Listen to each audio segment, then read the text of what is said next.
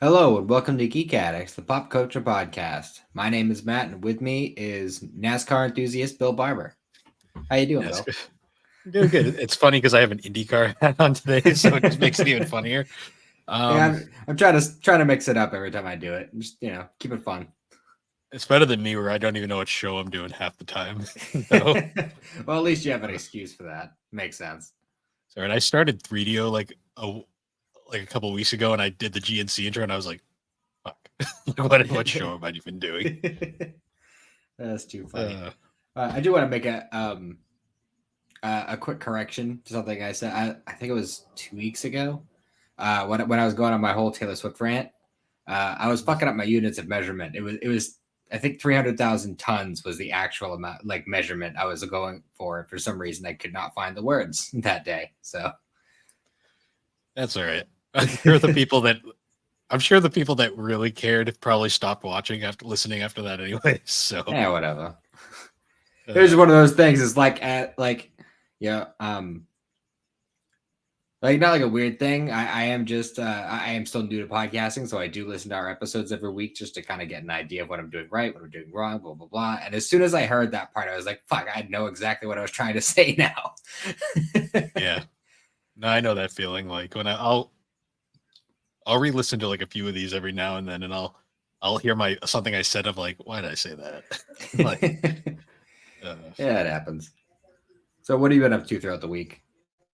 this week's been pretty suckish. It's just typical.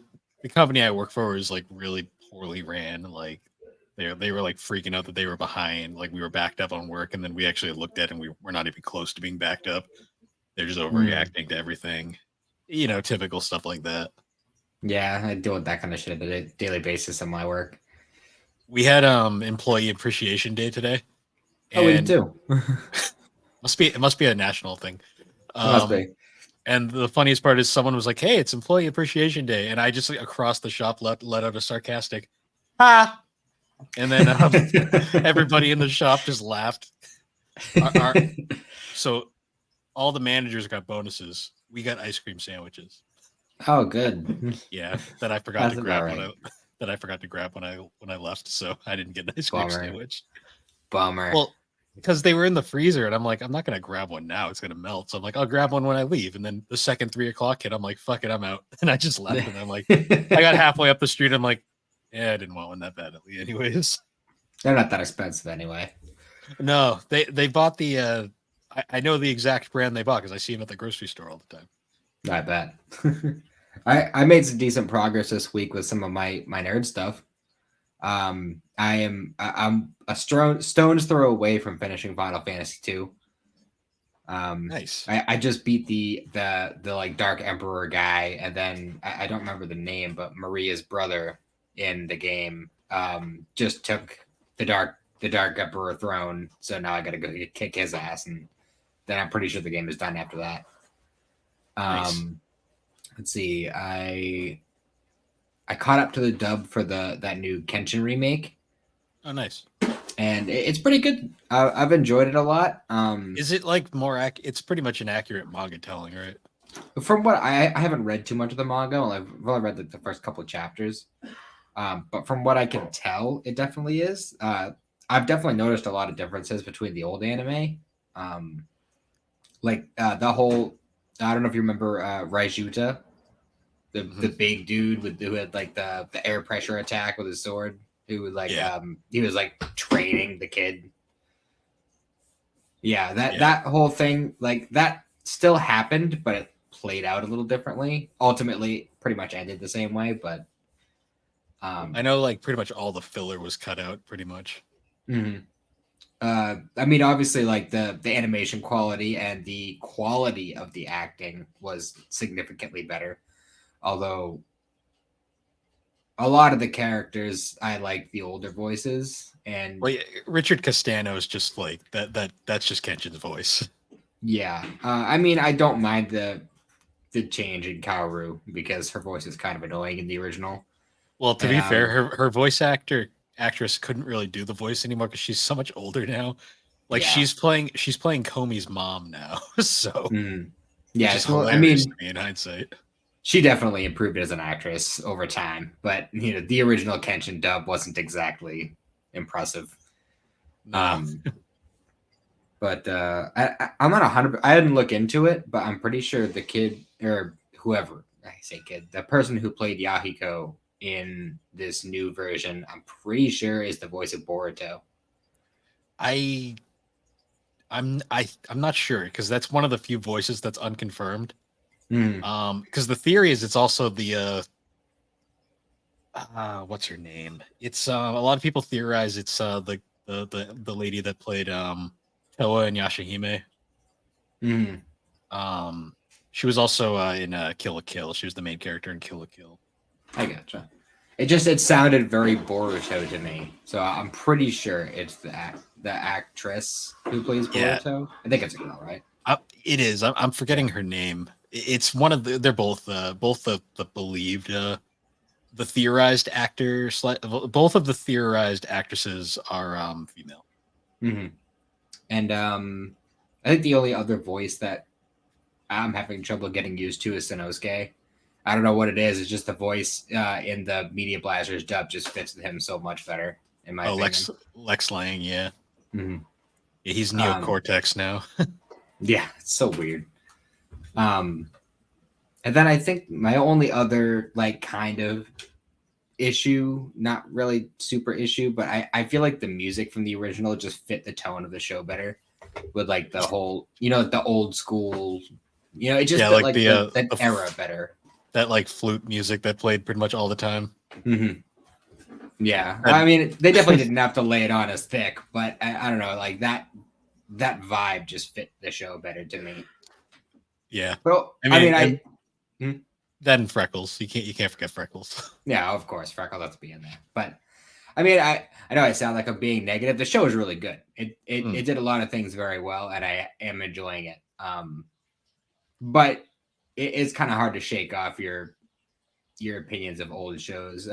I'm trying not to let my bias overtake me in the way that I did with Kai when they made those Yeah, voice changes. Obviously, I don't have that much of an attachment to Kenshin as I do with Dragon Ball, but you get used to it a certain way, and then when a new version comes out, it doesn't always rub you the right way. well, it's like when Kagome's voice changed in the final act. Mm-hmm. It was like if you weren't paying attention and like you just went like you say came back to it like after a while, you probably wouldn't notice. But if you're going from the final episode of the original series to like the first episode of Final Act, it is a shocking difference. Yeah, for sure. But yeah, aside from that, I what saw was you that? said you watched My Happy Marriage. I did. I did that like a week or two ago. It was pretty good. I think I watched it just specifically to listen to your anime swap on it. It hooks you after episode 2. Yeah, well, it's like I mentioned on one of the discords. Like I wasn't expecting the supernatural aspect of Yeah, I it wasn't either. I at wasn't all. either. Yeah, it was definitely that caught me off guard. I also caught up with Jujutsu Kaisen this week. I Oh, wrapped up nice. season 2 Oh, today. so you got So through all that depression. yeah, no kidding. I mean, Um, the best girl survives, but that's about it. yeah, well, yeah, it was a lot that happened this season. I don't know if it's just me, but I have some trouble like keeping track of what's happening in that show. Is it Everybody just died. me? Well, I just mean like in general, like ever since I started watching season 1 going through, like I get the basic um I guess like the Cliff Notes version of the events, but like it's just while it's happening, I'm like, wait a minute, what is happening right now? I don't know what's going on. Yeah, it's kind of all over the place in terms of like what's going on. All I know is like legitimately those last like 7 episodes was like fuck, they're killing everyone. Yeah, right? No kidding. But Supposedly. it's just a weird thing for me. Like I usually don't have any issues keeping up with a story like that, even though I'm bad with names and it usually takes me a while to learn names. But like I don't know, something about this show. I just have trouble keeping track of what's going on. Did you like or dislike the introduction for the second half of the season? What the song? Yeah, the "You Are My Specials" one. I thought it was catchy. Okay, I have to bring this up because every time I do, I have to shout out Slade and say, "Ha, hi Slade." See, other people do like it. Um, I mean, he didn't. it was definitely He, catchy. I prefer the ending theme for the second half more. That's like the really heavy, piano heavy one. No, I think I like the intro more than the outro personally. Mm. I mean, I liked it enough to just kind of let it play while I was doing shit. Like, a lot of other shows, if I'm not feeling the music, I'll stop what I'm doing to just hit the skip button. But I don't know. I didn't find myself doing it as much with that song, so Yeah, that's a good sign. that's um, fair. Aside from that, I managed to find a really good deal on a game that I never got around to playing as a kid. Oh yeah. So I started playing Bully this week. Oh, Oh, nice. Oh, Grand Theft Auto for kids. Yeah, exactly, dude. I knew that this game was popular for a reason, but I was not expecting it to be this fucking entertaining. It's a good game. But back when Rockstar actually made more than just Grand Theft Auto. Yeah, it's just I don't know. It's definitely a treat. I'm having a lot of fun with it when I have the chance to play it. I gotta play that again. It's been forever. Yeah, it's my first time running through it, and it's definitely it's been a time for sure. Oh yeah, I went to I went to Newbury Comics today, and bought some manga.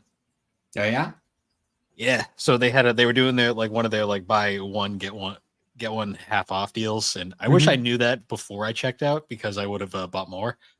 But I grabbed a couple books. I got two more of these. nice. There you go. So 2 and 3. So They got their other six way more. done with Z. Six more to go. Um, grab those. Also saw this, so I finally grabbed this. Nice. There you go. That's To anyone not watching, it's the time I was reincarnated as Yamcha. Oh yeah, I should probably mention for the audio listeners. I got the two more Vizbigs for Dragon Ball Z, and then I got the time I was incarnated as Yamcha. Um, we're recording late, by the way. A little bit, yeah. And then the final one. This one was great because this isn't even supposed to be out yet, but apparently Newbury doesn't care about release dates either. I got the next volume of Black Clover. Oh, cool. That's one I haven't gotten around to yet. Black Clover is good. It's kind of like Naruto, but if they were wizards. I mean, Naruto, they pretty much are wizards in Naruto. It's all ninja magic. But this goes like even more like into it. Like they all have like their spell books and shit. Oh, okay. Fair enough. It's good though. I highly recommend Black Clover. Yeah, I've heard a lot of good things about it. I just haven't gotten around to it yet. Yeah, it's on my list. It's a lot of episodes. Yeah, and it's unfinished, unfortunately. But yeah, I grabbed those. I wish I knew it was buy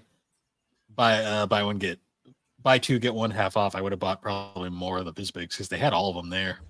Yeah, I picked up a couple more Spy Families now. I got up through volume 9 now. Oh, so you got 2 more and you're caught up. Yeah. Well, so that's exciting. Technically 3 more because there's another volume coming out this month, actually. I thought 11 was the one that was coming out. Maybe it is. I'm for all I know, I don't remember. Well, you could also be thinking of the that like little was it a guidebook or whatever. So there's Eyes Only. That's the little explanation to everything. That's actually worth picking up. It's an interesting read.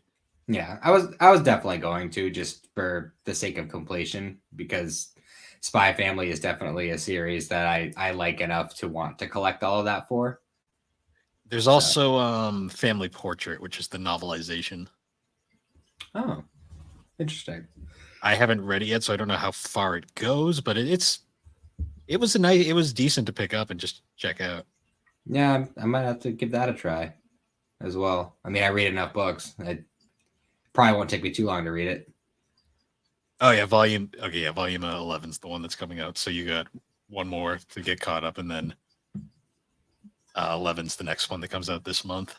Yeah, so I'll probably just get each one individually, and then I'll be caught up. And I have been checking them as I get them, and I think volume 9 is the volume where it overtakes where the anime is covered up to. So yeah, right at the end, and then volume 10 is all original. Yes, which is exciting. It's cool. I'm excited to get into some stuff that I haven't seen yet, for sure. See, when I started reading the manga before season 2 came out, so like I read the cruise ship arc before it came out, and I was like, "Oh, this is so cool, so much better animated." Mhm, for sure. They did a really good job on that. Then they gave us You're Getting Shot in the Ass, so Yes, which is just delightful. feel so bad for her. But Yeah, I know you wouldn't really have an answer for this because you haven't watched Attack on Titan yet, but my wife and I were having a little bit of a mini debate between each other about who would win in a fight to the death, Mikasa or Yor. probably York, because she's freakishly unhuman. I mean, to be fair, so is Mikasa, and you wouldn't. I mean, her inhumanness makes sense in context of the series. You'll get it True. when you get there, but See, the thing with Yor though is Yor's a massive unknown because we just don't understand what the fuck's wrong with Yor. yeah, she's just superhuman just because because the Like, situation demands it. spoiler, I mean, we this show is a spoiler warning as it is, but my favorite is still like when she gets run over by the car while carrying Becky, and then she's like, "Don't worry, Miss Becky, I'll get you to the hospital." And she's like, "I think you need a hospital." She's Yeah, like bleeding, just running.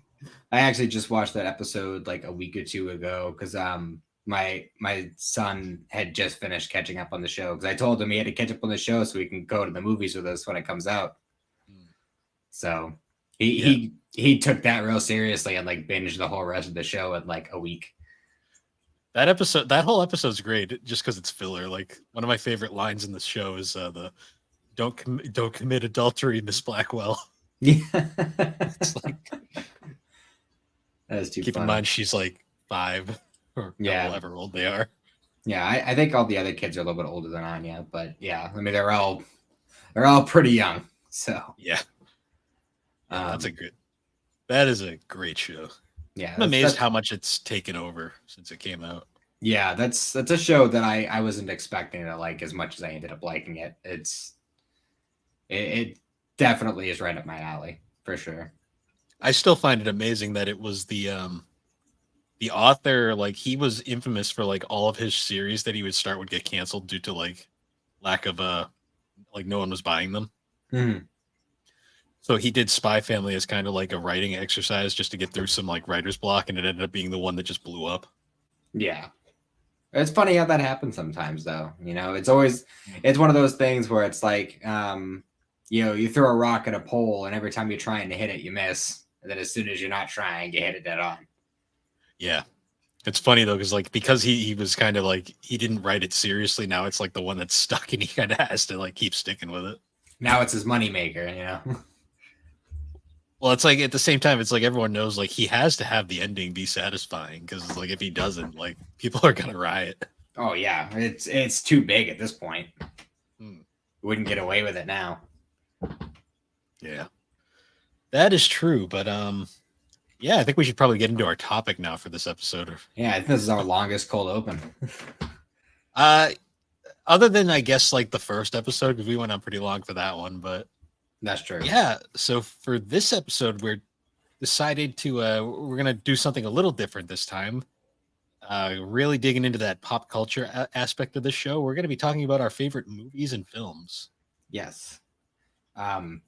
I kind of had to just like last minute brainstorm. Like I know we knew what we were gonna do for at least a few days before this, but I had to like really sit down and try to brainstorm some movies because I'm not one of the kind of people who really ranks movies. Like I can rank like animes or stuff like that, but video games and things like that. But I don't know why like movies just don't register the same way to me. See, I'm not a movie buff by any means. Like Yeah, me neither. I have a the lot of blind most, spots. yeah, the most critical I look at movies are like anime movies, which is Mhm. really funny because you would joke when I had suggested this topic. You would joke saying, "Ah, good, we'll get away from anime and get in games for once." And I'm like, yeah, but I feel like we're gonna have a lot of anime crossover on this, regardless. Yeah, that's true. I mean, I definitely tried to. I mean, the anime ones I'm sure will just come up as we go along, so I didn't bother taking any notes about those. But um, yeah, I was mostly just kind of going for like some of my all time favorites. Yeah, it's weird too because I was trying to think like what is my favorite movie, and I actually just don't have an answer because I'm not. It's not like games or like animes or like music or stuff where I have like definitive answers. Like movies, I kind of just I watch as I go. Yeah, I'm kind of the same way. I'm for the most part. There are a couple I can name out that are just straight up my favorites. Yeah. But in general, like I don't really tend to look at movies that way. Like sometimes a movie will just blow me away, and it'll be an incredible experience. But I don't know why. It's just movies don't stick usually the same way. Like I have specific ones that stick with me, but like for the most part, I kind of like I have like a list of movies I like. Hmm. I don't know if I'd really say I have movies that I'm like absolutely in love with. Yeah, that's fair.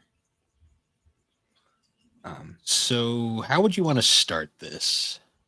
um, I don't know. I was kind of thinking maybe we could try to hit on like a couple of genres in particular. Like I don't know, like if do you have a certain kind of movie that you generally tend to watch? Like do you have like one or two specific genres that you tend to lean towards, or are you open to like any kind of movie? Or Mostly any kind of movie. Like I enjoy my action films. I enjoy my comedy. Not a huge horror guy. Mhm. I do like drama though, thrillers and stuff like that. You see, I like horror movies, but like I don't generally tend to get scared by horror anything for the most part. Some of them will get me, but for the most part, I tend to see them more as action movies than horror movies. See, I prefer like psychological thrillers and stuff like that. Hmm. Like for an example, like I'm not a huge horror guy. Like I find a lot of horror to be really cheap. Like it's either like it's just like CGI like crap that like is just supposed to be for shock elements, or it's jump scares and stuff, which Yeah. I don't find jump scares scary. I just find them annoying. Hmm. Um to me, I enjoy like a psychological film because those ones really make you think. Like, for example, like one of my favorite movies of all time is like Donnie Darko, Hmm. which that whole movie is a psychological mindfuck. That one I haven't seen. My wife, Cindy, has tried to get me to watch it. Actually, no, we were gonna watch it one time, and her DVD was like scratched as fuck or whatever, and we couldn't watch it. That's the only reason we didn't, and it just never came back up again. But that's one we definitely are gonna end up watching at some point. That's one of those movies that like you watch it once and then you have to watch it again right after because you so you can find all the shit that you missed the first time around. Mm, yeah. Like I love films like that. They really like you have to watch multiple times to truly get. Hmm. Yeah, those are fun. But yeah, that's how I tend to like Stephen King stuff. Mhm. Like, I mean, obviously, I've read pretty much everything Stephen King has written, but it translates, I think, very well to film because it's not like jump scare type of stuff. It is like they're not always like psychological thrillers, but they're always more like suspense rather than jump scare.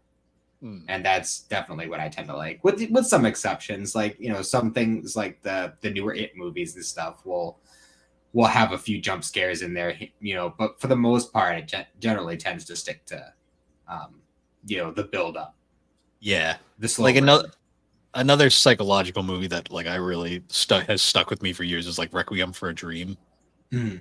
Like I think that was Darren Aronofsky's first film. Okay. Um that's just like one of those movies where it's like just kind of like psychological. Like it's basically like one of those movies that feels like super real. Like it's basically like the world is fucked kind of Yeah, things. I get I that. don't really want to. I don't want to go too deep into that one just because that's really a movie you got to watch to truly comprehend. Yeah. Well, I think I definitely think I don't know if we want to go with a specific structure, but I would like to kind of tackle specific movies in their own episodes at some point or another. Oh yeah, I know we talked a little bit about doing like favorite childhood movies and stuff, but we could expand beyond that and just do movies we like that, like you try to find ones in particular that one of us has seen and the other one hasn't, and kind of go like that. That'd be kind of fun. hmm. Um, but I mean, my all time my favorite of favorites, the movie that I watch, or rather, the three movies that I watch at least once every year. Obviously, Lord of the Rings, like Hmm. that. Those are just like that was um, a huge step forward in film in general. Even putting aside the sheer scope of Lord of the Rings as a franchise, as the books, as the expanded universe, if you want to call it that. I mean, how many awards did the Lord of the Rings movies win? A In lot. like it was like hundreds of awards for everything from digital effects to acting to music to everything. Like I listen to the Lord of the Rings soundtrack all the time. I love it. Um, I don't play too many Lord of the Rings games, but I think that's just from availability because I'm always kind of like weird about some of like the random like the stuff that kind of builds off of Tolkien's world without actually being based in Tolkien's world, if that makes sense. Yeah. You know, like how like in the PS2 era we had like the Fellowship game, the Two Towers game, the Return of the King game. But then we started getting all these games that were just like, oh, well, elsewhere in Middle Earth, this was happening. You know, like Yeah. those kinds of games. I'm a little bit like, meh. Like, I don't know if I want to get into that, but Yeah, like we've said it in the past, I'm not a huge Lord of the Rings guy, but like I mhm. did have the that Hobbit game on PS2 for some reason. Yeah. That's one that for some reason, I never played, even though I used to see it all the time. I should have. I don't know why I haven't. Hobbit's like my favorite book. It's supposedly a really good game. I still haven't got around to playing it. I got it for literally $3 at a flea market, so Can't argue with that. and that was because it was like legit like a buy two get one free deal, and I legit looked through all the games and it was the only one there that I was like, sure, that one I guess. Yeah. But yeah, those are the movies that, in particular, like I'll always go back to those ones. I'll always watch those ones. Like, So I have to ask because like I've seen this like question before. The Hobbit's not a particularly long book. Like it's actually on my bookshelf over there, believe it or not. Yeah. I think I got it. It was like a book report book at one point, and my mom bought it, and then I didn't read it because I never did book reports. But that's fair. it's not a super long book. Did it need to be 3 movies? God no. Okay, so that you're Absolutely on that not. side. Some people like try to justify it, and I'm always like, isn't it super short though? No, they added so much to those movies. It did not need to. I mean, there was an animated film in the 70s, and that one like hour and a half film covered the whole book. And like, yeah, it didn't spend a wicked lot of time on each thing. Like, yeah, they definitely could have. I feel like it would have done best as 2 movies, but of course, because of the Lord of the Rings and the way that those movies went, how popular they were, how successful they were, obviously they wanted to make another trilogy. Then they And have to stretch everything out now. That was especially during that era, like they were stretching so many movies. yeah, and a lot of people will blame Peter Jackson for the way that those Hobbit movies turned out. It wasn't his fault. He actually came on the scene very late.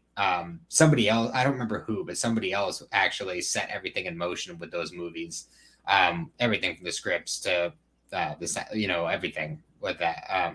With those movies, and he for some reason had to bow out. And if Peter Jackson hadn't stepped in, then the movies would have been scrapped. So he literally just came in to save the project. But he didn't have time to change the scripts in ways that he wanted to, or like the way the Hobbit movies turned out weren't what he would have done if he had been given the time and the effort and the tools. So yeah, that's why whenever I hear people blame Peter Jackson for the way those movies turned out, I'm like, it's not his fault though. The movies wouldn't even exist if he hadn't stepped in.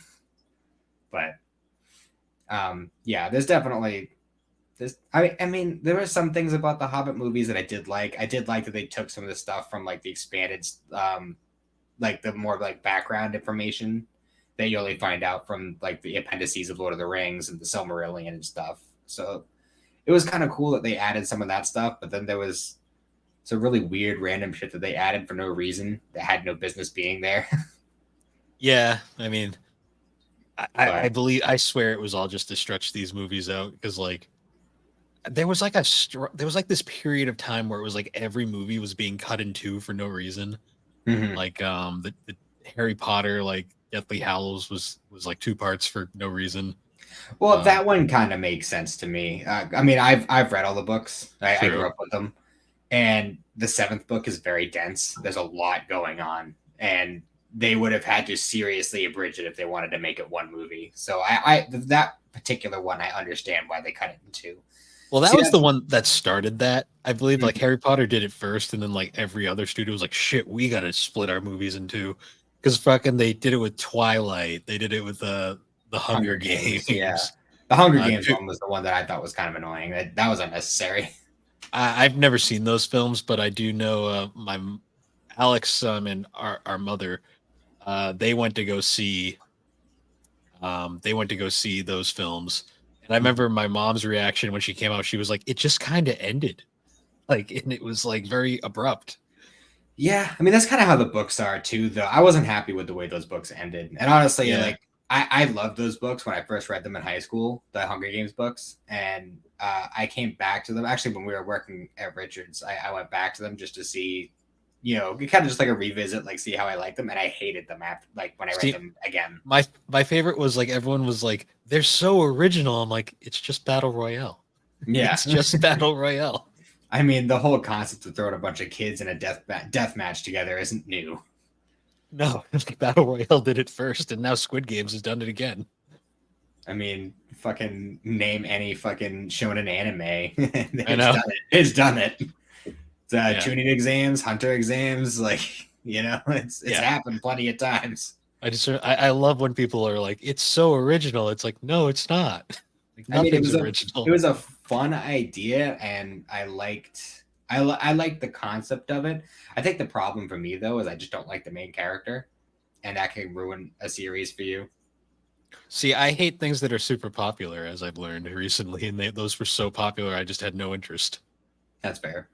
It's kind of like when it's part of the reason why I didn't get into Harry Potter was Mhm. like it was just too popular, and like people, it was the obsession that really kind of turned me away. Like some people took those books like they made them like legitimately their personality in life for a while there, Yeah, and I was always a little weirded out by that. But then again, I was also the weird kid in the corner watching anime, so yeah. Well, I mean, everyone tends to find one thing that they tend to gravitate to and take a little bit too seriously.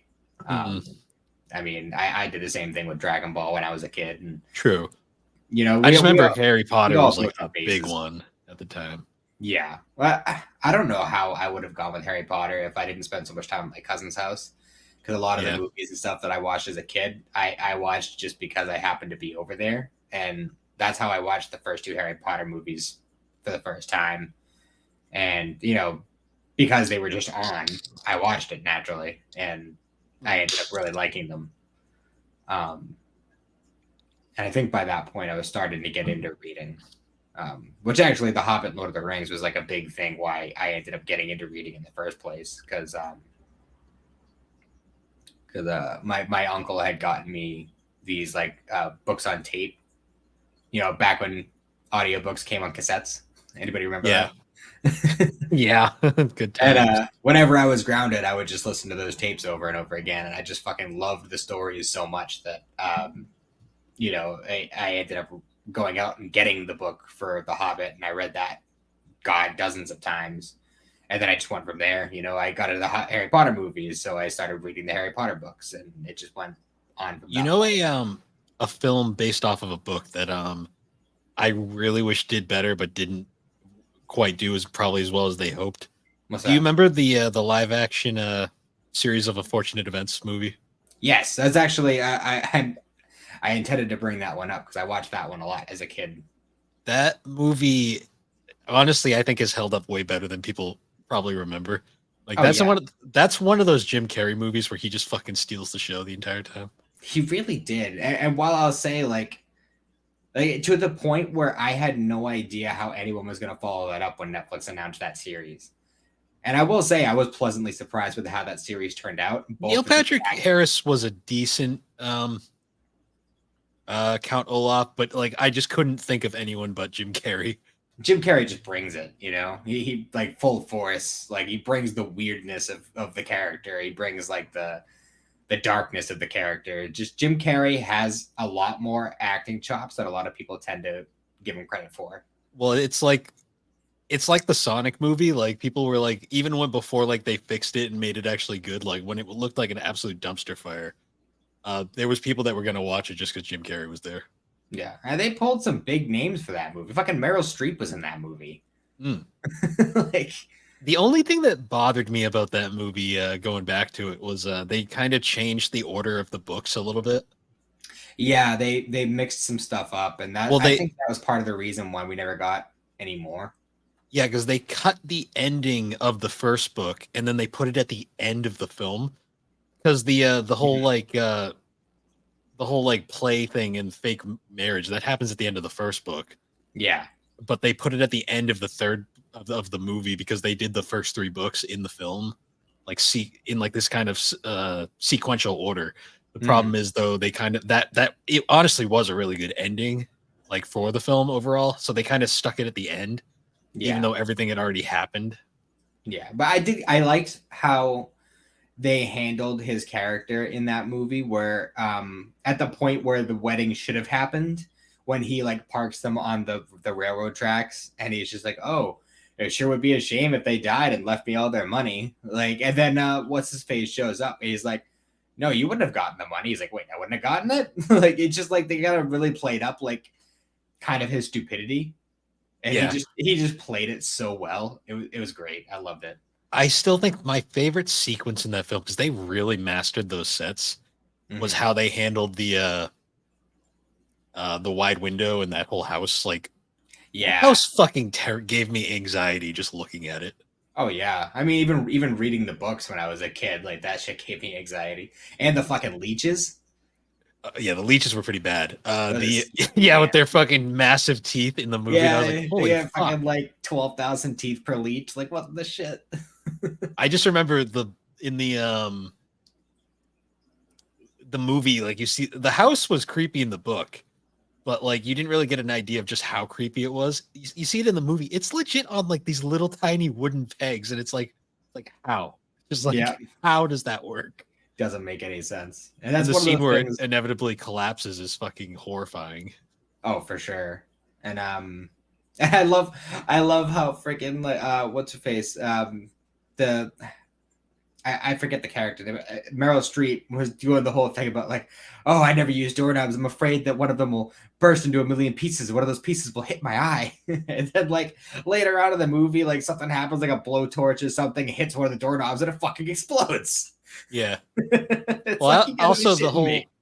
the whole scene, like you straight up see her die. like Oh yeah, like he just like lets her go in the boat, and we don't see it, but like you get the implication. It's like what the fuck? like I love really? the way that happens too. Like it kind of like seems like he's gonna let her live because she's like, no, no, take the kids. It's fine. I won't say shit.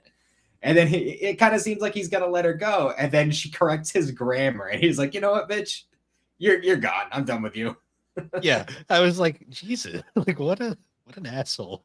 for real. No, that's just one of those movies that I loved that movie. I had a great time with it. Also, Lemony Snicket like being like in the background the entire time, like the scene with the lizard in the reptile room, like the jump scare where he's like, "Oh, sorry, my typewriter jammed." Yeah, yeah. I don't know the way that they handled like the humor and like the little like tension breaks and stuff for that movie was just I don't know that movie doesn't get nearly enough love in my opinion.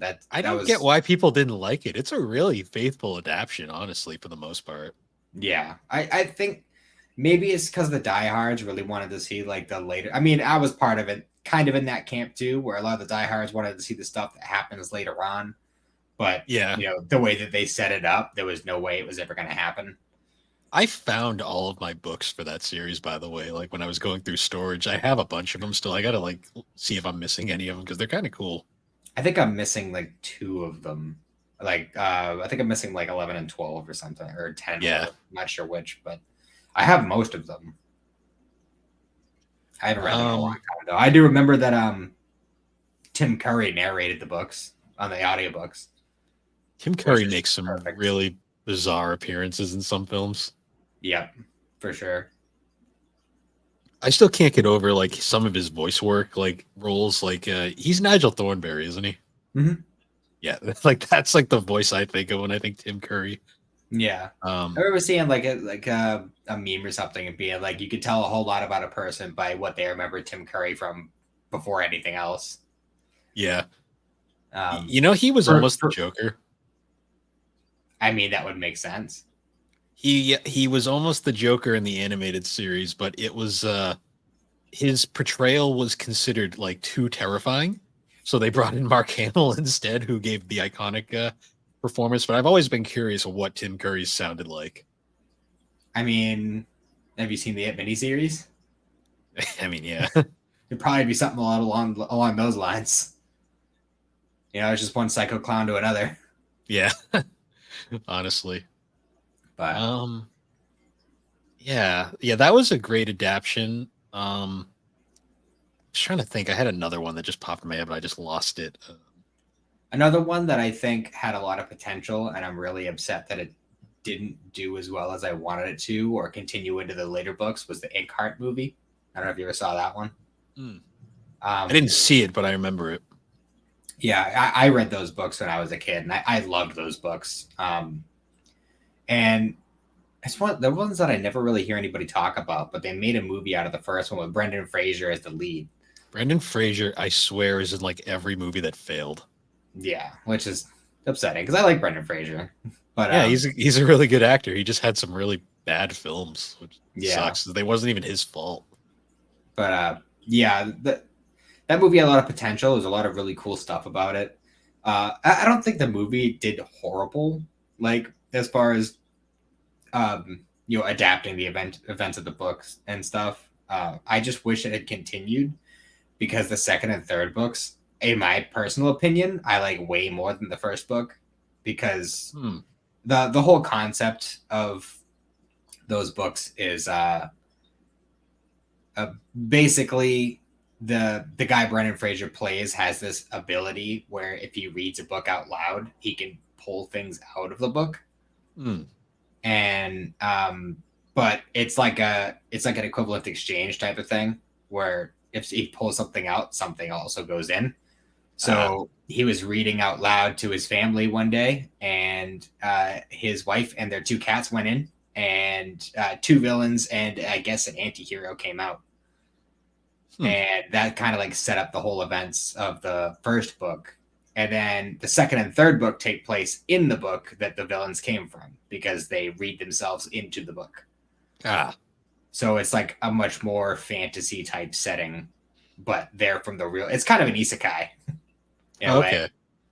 But I don't know. I just like the way the books handle it. Like, and I would have loved to see Brendan Fraser as like a highwayman because that's kind of what his character turns into later on. That's a book series I haven't thought of in forever. But I remember those. They were all over the place back in middle school, high school. Yeah, I love those books growing up. They're definitely ones that don't get enough attention, in my opinion. So I remember the adaptation I was thinking of. Do you remember The City of Ember? No, I don't. No, you never. So The City of Ember was like a book series that it was kind of like this post-apocalyptic world where it was basically like the world was about to like basically I think it was like a nuclear thing. So they sent like an entire like basically like generation of people underground to this like city that was built like underneath everything called the City of Ember, and it was like this like cave city. Like they were basically supposed to be down there until like the nuclear fallout was over. And then there was like a secret code on how to get back up that would open, and so that the residents would know how to get back up to the surface. But it was kind of cool because like the way they did it was like the only people they sent down were the elders and like babies, so that the elders would all die off and no one would know how to get back to the surface. Okay, so it's kind of like the vaults. What's interesting though is like the code on how to get back up got lost, so they ended up staying down there way longer than they were supposed to. So like the city, by the time the film takes place, well, the book took place in the film itself, the film version, it was like the city's like decrepit and falling apart because they weren't supposed to be down there this long. Yeah, and it's kind of like this big mystery of where they discover they find the code box and they actually piece it together, and the main characters eventually work their way back to the surface. And it's sad because the film bombed because it came out in the same week as like some other big name film, so no one went to see it. even though it had like Bill Murray and stuff in it, like really good actors. Huh. And it sucks because like the second book, The People of Sparks, is like about them on the surface, and it's like such a better book in a Yeah. lot of ways. Like there was that one, there was The Prophet of Yonwood, that was the third book. That was actually the prequel that told the story of what happened before. Okay. And then the final one was like the Diamond of Dark Eye, which is actually they go back down to Ember. Mhm. It's a cool series. They're only 4 books, but like only the first one got adapted into a film. Yeah. Yeah, it's always a bummer when that happens. I mean, like, you got like Inkheart, there's that one that you just mentioned, The City of Ember. I think I never read the books, but I think Aragon had a similar thing where the one book came out or the one movie came out and it just didn't do well. They never continued it. One Like, that did do well though was we had mentioned it in kind of the scrapped pilot for this podcast in a lot of ways. The Chronicles of Narnia. yeah, that's right. Those Those had are good like movies. multiple films. Yeah, there was 3, I think. At least the Disney ones. I know that there was I know BBC made their own versions back in the 80s or 90s. See, I can't. So I remember watching the original BBC version of like Lion Witch in the Wardrobe. Yeah, And on Blockbuster VHS tapes. yep, and I Yep. can never get over that one because the way they animated the stone table breaking is the funniest fucking thing ever. It's been so long since I've seen it. I don't remember a wicked lot. I just remember watching it and like seeing like the animatronics and stuff for Yeah. the animals. So I always remember it because like in the Disney version, like it's really Stone Table is like this epic, like legit what you think when you think Stone Table, and when it breaks, it's like this big like boom kind of thing, and it's really epic. Mm-hmm. In the BBC film, the table literally just goes, it just falls apart. It's the dumbest fucking shit ever, but it's Oh, I love stupid shit like that. And it's Those were, especially. Oh god. I was just gonna say those were really good films. Like Disney did a surprisingly good job adapting those. Yeah, I still haven't seen the sequels to Lion the Witch in the Wardrobe. I don't know why I haven't. It's just I want to. I intend to, especially since I really liked Voyage of the Dawn Treader when I read it. But I don't know why. I just never got around to it. I actually have the really awesome it's like the all-in-one book back there somewhere that has like all the stories. Oh yeah, the big beefy paperback book. Yeah, the one with the lion right on the front. Yeah, I got the same one. That was how I read through all the books the first time. Hmm. Because as a kid, I only read the first 2. I read The Magician's Nephew and The Lion, the Witch, and the Wardrobe. Yeah. I wish The Magician's Nephew would get an adaptation. Although, Yeah. Oh, go ahead. I was just gonna say, yeah, that one is honest. The whole series is really good. Yeah. I was hearing a while ago that Netflix got the rights to make a Narnia series. I don't know whatever happened to that. I never heard any follow-ups. It's been like because I was hearing that back when I was reading the books, and that was a while ago. I think Netflix buys a lot of rights and then like they kind of pick and choose what they want to do. Mm-hmm. Because I swear, like they'll buy like a bunch of rights and then they'll make one thing and it'll bomb, and then they'll just get rid of all the other rights because they're like, nah, never mind. Mm-hmm. I don't know, because it would have been nice, especially with the treatment that the Unfortunate Events series got. Like, if we could get like that amount of effort and love put into a Narnia series, it could be really, really good. Hmm. So it would be nice, but I don't know. I guess we'll see. So another genre of film that I really enjoy, it's kind of niche, but I really like these, are like disaster films. Well, like Day After Tomorrow type stuff. To a degree, like when I think of like disaster films, like the one that like this is one of my favorite films of all time is the Poseidon Adventure. Oh, I don't think I've seen that one. So that's the story about it's the last voyage of like a ocean liner cruise ship, Mm-hmm. and they get hit by a rogue wave and the ship like capsizes upside down. Oh, okay. And it's like it goes from being a disaster film, then it becomes a survival film where like a bunch of like a group of passengers basically has to work their way in the upside down ship to like the bottom of the ship, which is now the top. Okay, so it's that one Pokemon episode. That basically that episode is anytime you see like a ship capsized and they make like a thing like that, it's usually a reference to the Poseidon Adventure. Fair enough. Yeah, it's just a cool film though, because it's like really like they go. It's basically kind of like one of those sequence of event things where like the group will like go and they'll have like they start out with like this big group and progressively they go through all the different like turmoils that they'll run into. Like, say Mhm. there's an entire section of the ship that's flooded now and they need someone to swim through here, and of course somebody's not going to be able to swim through. So Mhm. it's like they progressively get less and less till they finally get to the end where they bust out of the bottom of the ship, which is now the top, Yeah. and escape. It's just a cool. It's a really well done old style film, like especially the original version. They've Mhm. remade it like 4 times, and the most modern one is the one that's just called Poseidon, which is like the Wolfgang Peterson film. He's the same guy that did like The Perfect Storm and like Das Boot. Yeah. There was Just there was I'm sure there was sharks involved if it was a capsized ship.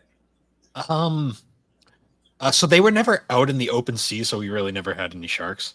Okay, so it's not the all right because this is one movie uh that involved sharks in some way that I always forget the name of, but it always tends to come up. And I was wondering if it was that movie, but no, it's not. Yeah, not in a Poseidon adventure, just because they never actually go out in the open ocean. Okay.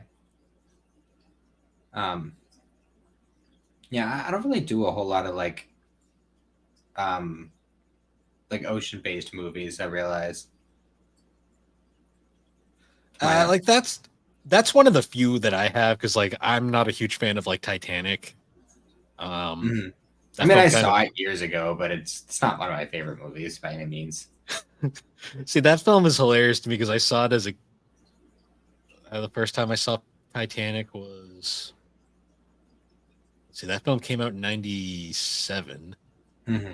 I saw it 2005, so I was 10, and I remembered because I think every like young child that saw that movie remembers it for the boob scene. Yeah, I mean, I saw it very young the first time, like because I remember the house that I was living in at the time, and I was really young when I lived there. I must have been like 5 when I saw it for the first time, or maybe even younger. I think we rented it at Blockbuster and my parents didn't know. I really don't remember because I watched it on my own. In the They didn't second, know by 2005. I don't know if they ever watched it to be honest, because I was big into ships. It's the only reason I wanted to see Titanic, That's fair. and I remember it being really boring because it was mostly just love story shit that I didn't care about. I wanted to see the ship. Yeah. Um, but I remember the painting scene because I that was like one of like let's see 10-year-old me. That was probably the first time I saw boobs. Yep. It's Yeah. about. I think that was a lot of kids in our generation's first experience with boobs. Yeah, it was such a shocking scene because I remember it was like I was watching by myself and I like looked at the door. I'm like, parents aren't going to show up, right? The childhood brain at the time. Oh, It's just funny. jeez. It's funny shit like that.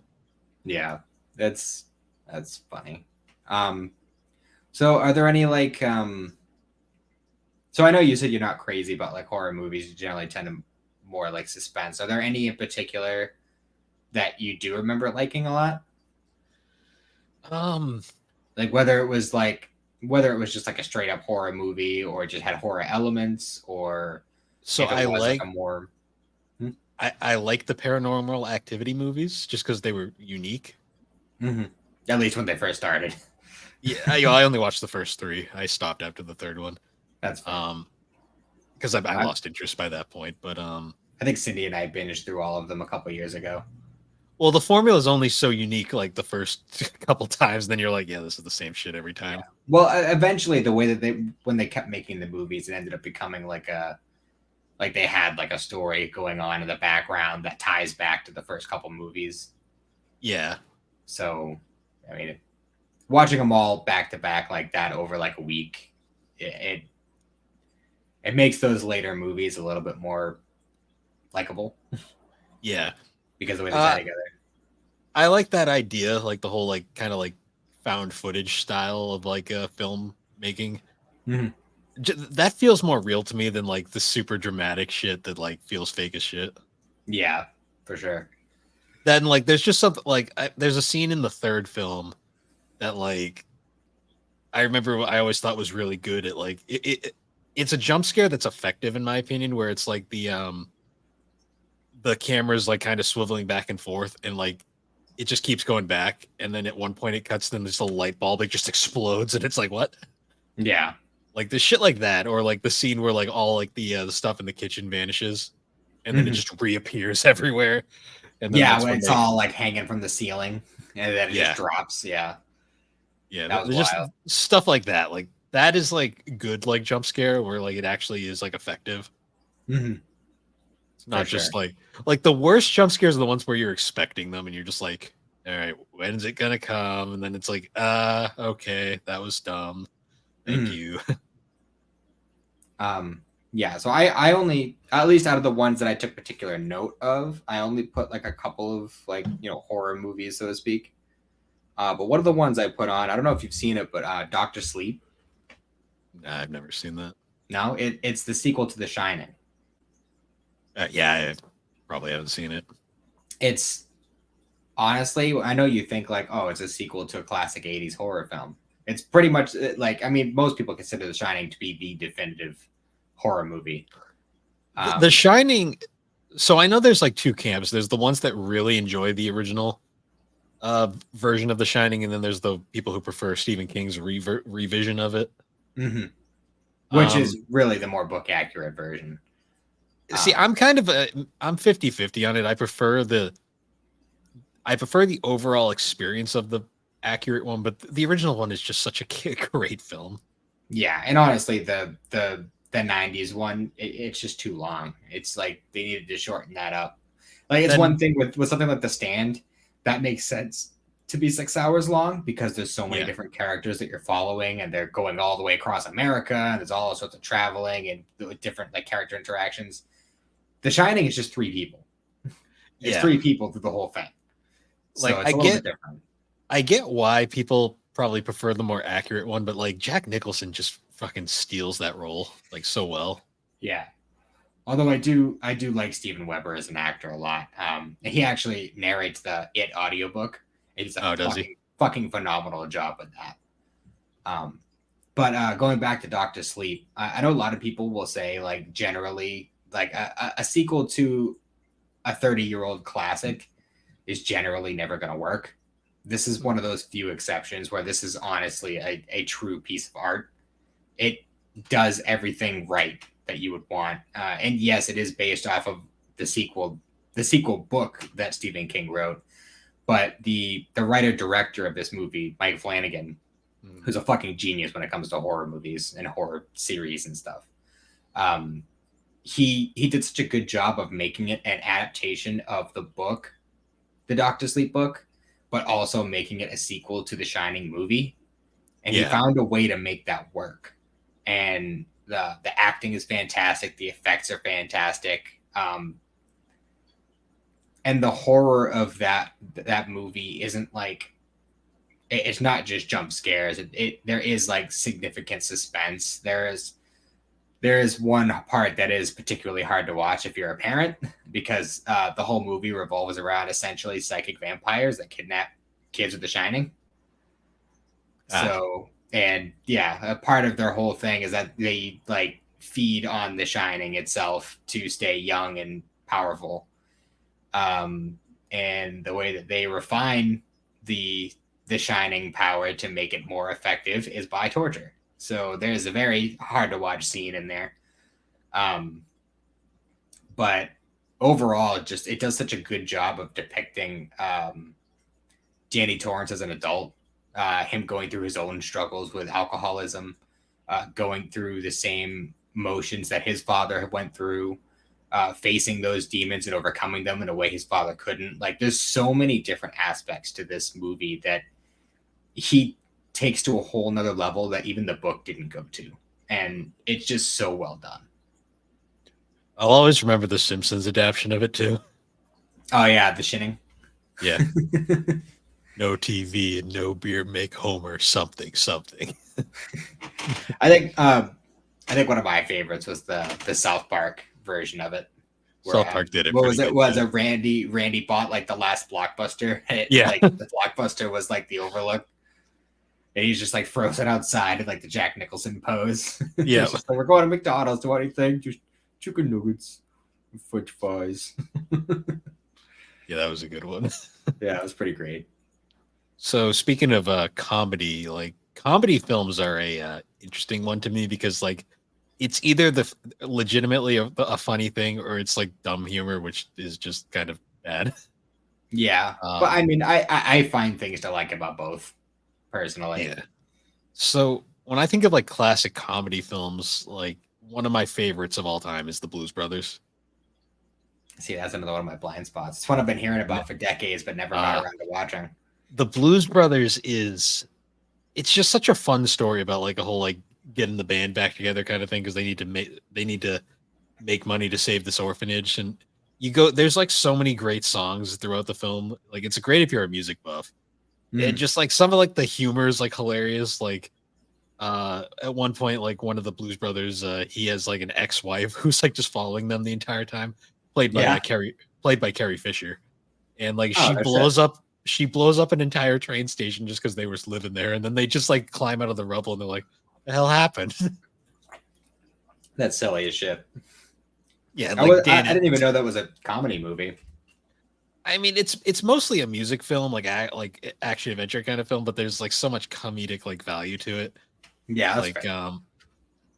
Like there's literally like it's one of the most famous like police chase films of all time, where like by the end of the film, all of these different people that they've like they've run amok of throughout the film, like are chasing after him because they bum off like a bunch of different places, like get chased by all these different groups, and like the ending like police chase is hilarious because there's just like so many police officers following them from like each and every like direction, like just so much insane shit.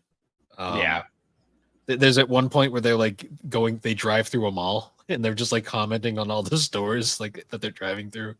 Yeah, that's funny. And the music's just amazing. Like that is one of my favorite like old films I like to put on every now and then. Like Dan Aykroyd, John Belushi, just great all around. Yeah, I'm trying to think of some of my favorite comedy movies. I mean, there's the classics, like Monty Python and the Holy Grail. That film is so quotable in a lot of ways. Like the Black Knight fight is still great. They kill the narrator at the beginning and then they get arrested at the end for killing the narrator. Yep. The the coconuts. I mean, that's the opening of the movie, and the coconuts. It's just like such a like recognizable part of that movie.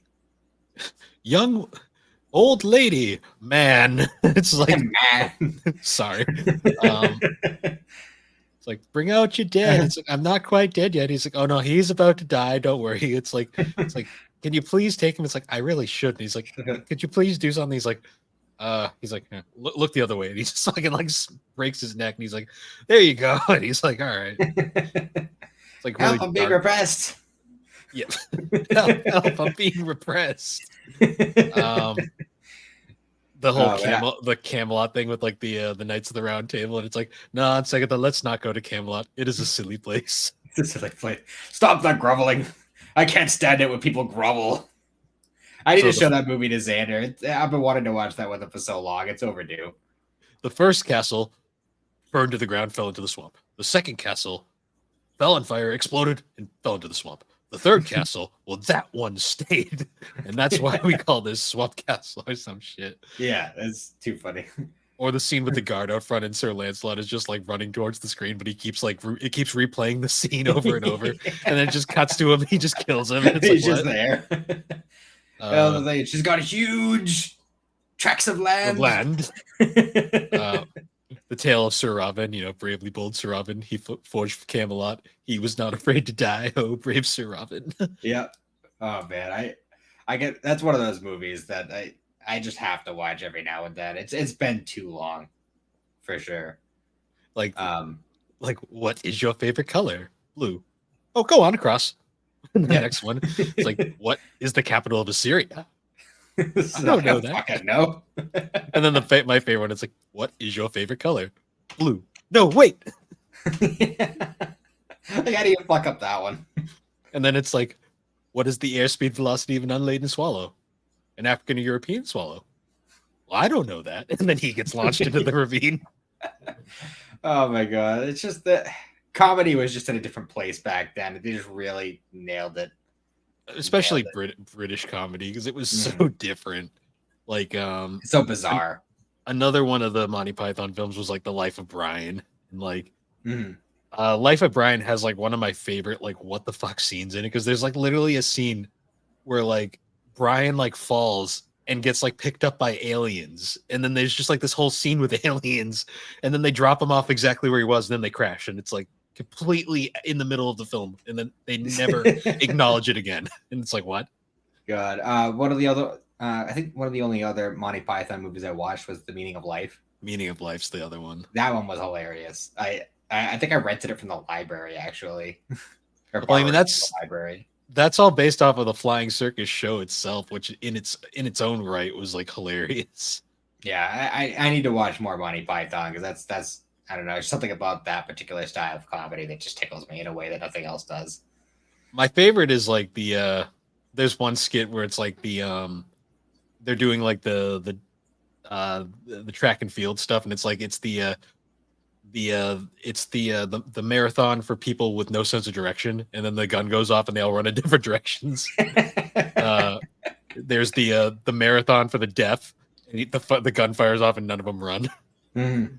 And then my favorite one is the marathon for those with very small bladders, and the gun goes off and they all immediately run into the bathroom.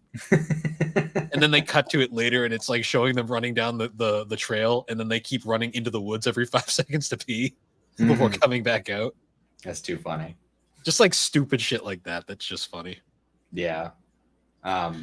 Another great comedy film is Spaceballs. Yeah, I actually, in my notes, I just wrote Mel Brooks. That's another. Spaceballs is another one of those movies that's like obscenely quotable. Like, yeah, like Spaceballs, Men in Tights, the Robin Hood movie. I love that movie. I love the scene where it's like, who are you? Barf. It's like, not in here. This is a Mercedes. He's like, no, that's my name. I'm a Mog, half man, half dog. I'm my own best friend. Fucking John Candy. John Candy was a legend. Rest in peace. Like I'm thinking of like all the movies. Oh, he was in the Blues Brothers, another great film that he was in. Oh no shit. Cool Runnings. Cool Runnings was great. Mm. Oh, fucking Uncle Buck. Uncle Buck. That was one of the classic ones from when I was a kid. I love that movie. The Great Outdoors. That was another great one. Mm-hmm. Stripes. If you like military comedies, he was in that one too. I haven't seen many military comedies. Stripes is really good. That's another pretty funny one. It's not technically a comedy, but Full Metal Jacket's a really good one. Mm-hmm.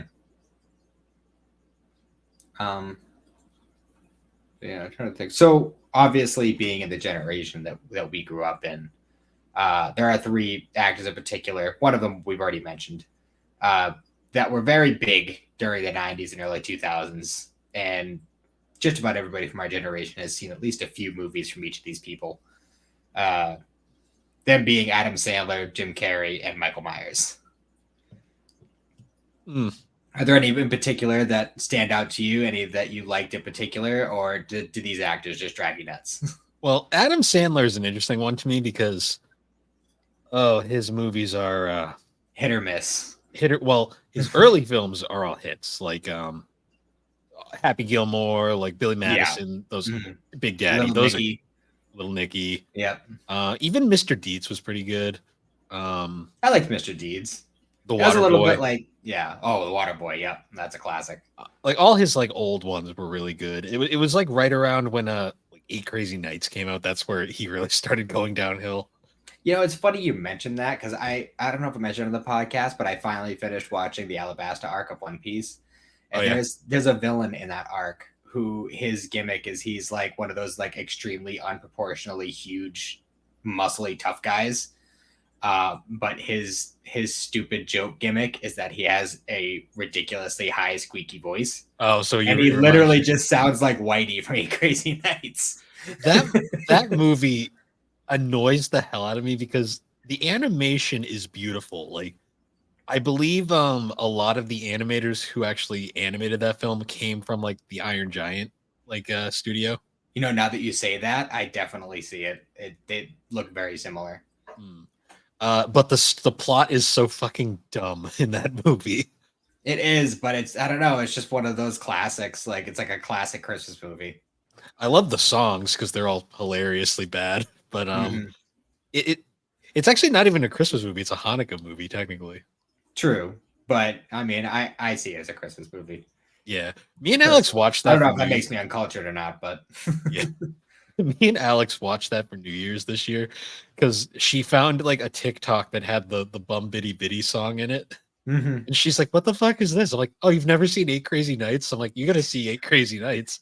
So we watched it, and she's like, "What the fuck was that?" And I'm it's like, definitely worth a watch. It was Eight Crazy Nights." So what'd you think? She's like, "That was the worst thing I've ever seen." The fucking porta potty scene. Oh God, she has like nightmares about that scene. Like that horrified her. For real, the fucking deer. I love Oh that my movie though god. because of the scene in the mall with all the stores like singing at him, and I'm like, half these don't exist anymore. Yeah, right. No kidding. Like Yeah, there's so many. That's such a dated movie at this point.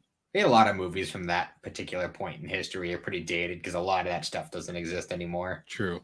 We were saying Adam Sandler though, like his later films though. Oh my God, it's like a grab bag of whether it's gonna be good or not. No kidding. Like, I never even bothered with Jack and Jill because I just had oh no interest in watching that. yeah, that was bad. Click, Click is hit or miss for me. Like some people really like Click. I thought it was okay the first time. I can't stand it now. Yeah, it's one of those movies where you can't overwatch it. See, Um, all I ever think with Click is the scene where he's in the car turning himself different colors, and then the jogger runs by and he slows her down because haha boobs. yeah, well, I mean, that's one of those Adam Sandler things. Yeah. Um, Um. but I mean, there was definitely parts of that movie. The fucking Terry Crews scene was great. Yeah. He's I fucking just singing the song in the car, and he mutes him. apparently he was Pixels was an Adam Sandler movie too, wasn't it? I think so. I never saw that one. I just heard it was bad, so I never bothered. Oh, that's a bummer. Granted, most Adam Sandler films now are generally bad. I'm one of the people who actually thought Funny People was a decent movie. I don't know if I saw that one. That was the one where like Adam Sandler is like I think he was a comic in that movie, but he was like at a point in his life where he was just kind of like fuck this, fuck that, I hate everything. And then he found out he had cancer, and then it turned out he didn't have cancer. And Seth Rogen was in the movie. It was a few of the. It was one of those movies that had just a huge grab bag of wicked famous people. Like Oh, they was like having like a party with a bunch of famous people, and fucking Eminem was yelling at Ray Romano from across the fucking room. Like that reminds me of it was another one of those just movies that just had a ton of famous people, and it was like supposed to be self-aware. It was did you ever see This Is the End? I saw that movie twice in theaters. That movie, well, I saw it once and I was just like, what the fuck is it? Like, because I came into it as a guy who really didn't care for most of those actors in general. Mm-hmm. So I was just like, what am I watching at this point? Well, see, just by the nature of my late teen, early 20 years, I watched a lot of stoner comedy, and Yeah. that was definitely in the same vein. I mean, it was all the same people who made all those stoner comedy movies. See, I'm not a big Seth Rogen fan, so like I think the fact that he was like the main act guy in that movie kind of turned me away from it. Even though I That's did fair. watch it all the way through. I remember because Michael Cera dies really early in the movie. Yeah, in a very goofy way. Michael Cera in that movie was fucking hilarious. Like I love the Well, way that they, and I'm pretty sure the way that they determined like the personalities of all the people who were definitely gonna die was they literally had like a hat with a bunch of random shit. Like Michael Cera pulled like Coke Addict out of his pocket, out of the hat or whatever. Like it's just like a bunch of goofy shit like that. Like I just love the way that they handled that. It was so funny. Craig Robinson is fucking hilarious too. yeah. It was just such a bizarre, bizarre movie. Mhm. I do remember the drug scene. The drug scene was funny where they just do all their drugs and just Gundam style, which is like Yeah. this dates this movie immediately. Yeah, there's a lot of things about that movie that I really enjoyed, and I love how like they spoiled the ending of the movie at the very beginning. Yeah. Did you catch that? Yeah. How like they're Didn't talking about making Pineapple Express 2, and he's just like, "Oh yeah, like at the end, Danny fucking eats me. I don't know, it's just something fucking crazy like that." And at the very end, fucking Danny McBride becomes a cannibal and eats James Franco. Yep. Then there's also like they got the Backstreet Boys back together in that movie for a song. For no reason. That was fucking great. That's like fucking In Sync getting back together for the fucking the Trolls movie that came out recently. That's so bizarre. But yeah, I mean, it was This Is the End. Pineapple Express, I've watched a million times. Trying to think of some other ones. I watched Half Baked a few times. I was a pretty funny movie, but I mean, it had a lot of funny parts, but it wasn't my favorite stoner movie. I remember Super Bad when that came out because that was the movie that like both made and kind of ruined Michael Cera's career. Yeah, that was the one that kind of like set him in stone as like the typecast of just like the awkward, Yeah. awkward. I look really young, so I keep getting cast as a young person. That is a really good film. It's just super of its time, I guess is the best way to explain it. Mm-hmm. Yeah, that one's another one that's only good for like one or two watches, and then after that, it just Well, yeah, becomes once you know all the repetitive and boring. jokes, once you know all the jokes, it's like, yeah, Mm-hmm. I don't need to watch this again. Zombieland was really fun. I like that movie a lot. I actually just while we were in Florida, we watched the second one, and I was actually pleasantly surprised. I like that one a lot. Zombieland's a really fun movie. Fucking Woody Harrelson's the shit. I was trying to think. Maybe an unpopular opinion, but Will Ferrell might be one of my least favorite actors. I mean, that's reasonable. I think a lot of people are in that camp. And it's not even him. I just think his movies, like, it might just be the movies he's attached to. I just don't find funny. I think it's just like, I think everything he's cast for really leans really hard into his Saturday Night Live history. Yeah, and they kind of like specifically write the roles as if it was like a Saturday Night Live skit. Yeah, I see that. Like when I think Will Ferrell, like the one film of his that I still like, and it's pretty obvious why, but I love Talladega Nights. Yeah, that's a classic. I love that movie. My favorite thing is like you'll get those snooty, uptight NASCAR fans who are like, "This movie's an embarrassment," but then you'll get the actual drivers being like, "This movie isn't a comedy; it's a documentary." Because they're like, "This is real."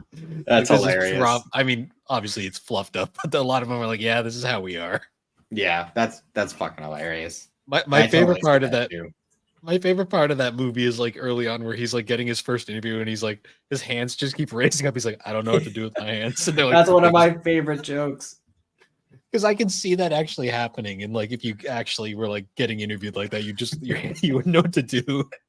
I've made that joke reference so many times in my life. You know what's funny is when Cindy was working at Stop and Shop, she made that reference. Yeah. Nobody had any clue what she was talking about. Oh, They were all young kids that have never seen fucking Talladega Nights.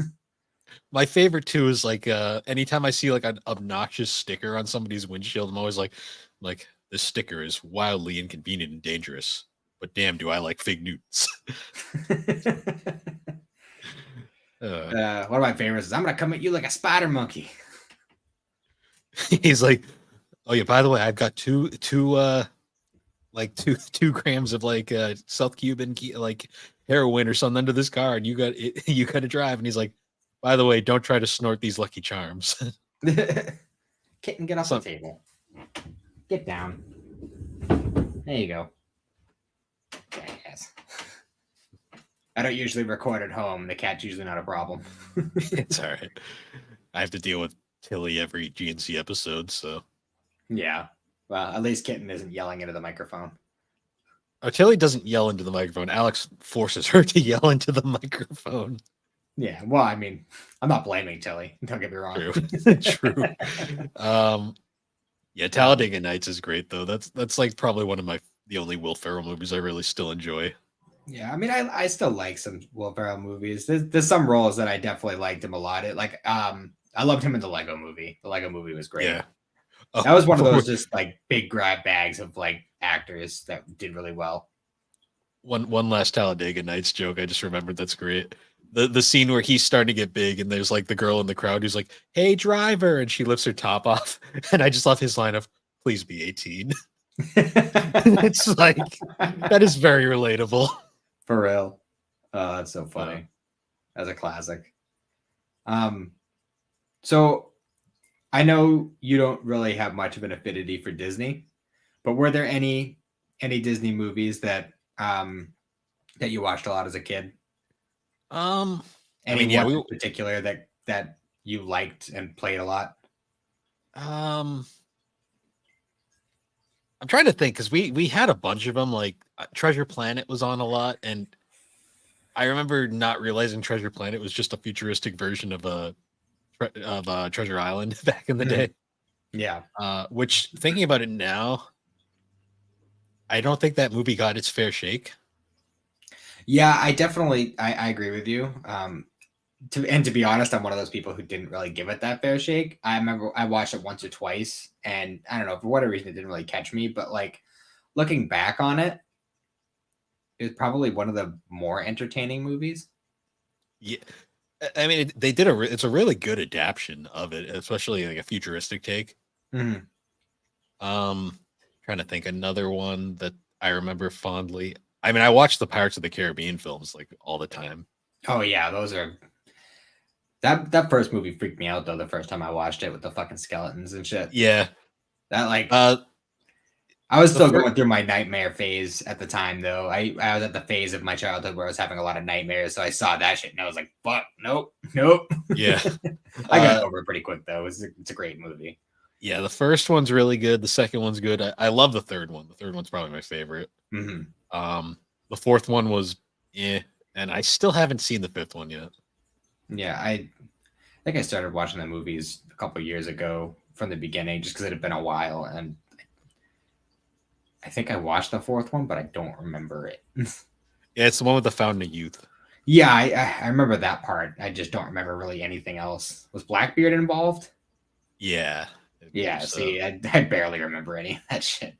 I just remember fucking Johnny Depp doing Johnny Depp things. See, I always remember because like the third by the because I remember a lot of people were tired of Johnny Depp by the third movie, Hmm. and the third movie he legit doesn't appear until like halfway through it.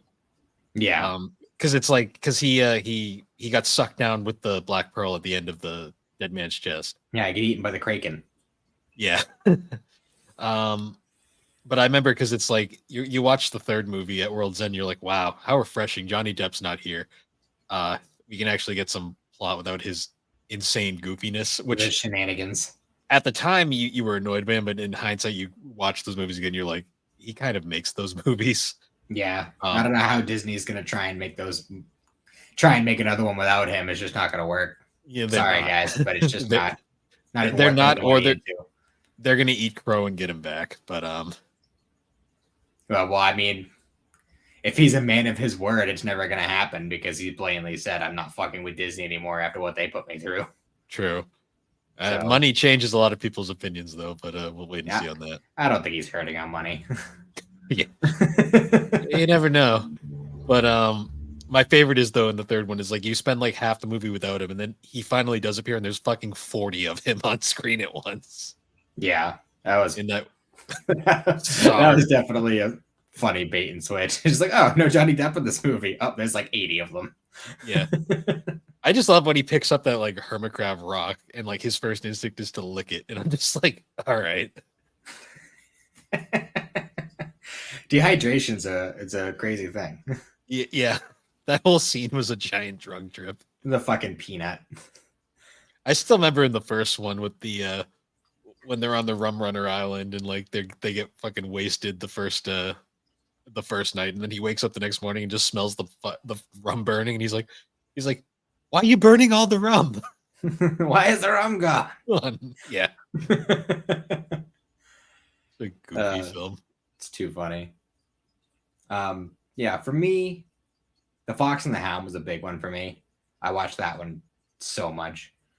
Oh yeah, Um, I'm on the record of I hated Bambi. That was my least favorite movie back in the day. I didn't care for it as a kid, but my daughter loves it, so I found an appreciation for it for what it That's is. that's understandable. I thought it was boring. Yeah, I mean, it's still not a movie I'd go out of my way to like. There are a couple of Disney movies I would See, watch on my own, not many, but I was What? Go I ahead. was gonna say I was the shithead growing up who like everyone would be like Bambi's a beautiful movie. I'm like the most entertaining scene is the scene where the mother dies. Yeah, right. I was that asshole. For real. Um, Fantasia is one though that's like it's just timeless to me. Um, Yeah. like I can sit down and watch I mean, it also has like it has a special significance to me as well. It was one of my grandfather's favorite movies, Hmm. and I hadn't seen it for a long time since I was a kid, and I don't know, it must have been 2 or 3 years after he died. I watched it for the first time in like 20 years, and I don't know if it's going to seem a little bit heavy, but like watching it in the circumstance that I did helped me kind of like accept his death in a way. Yeah. Um, it's just an incredible piece of art. Like Hmm.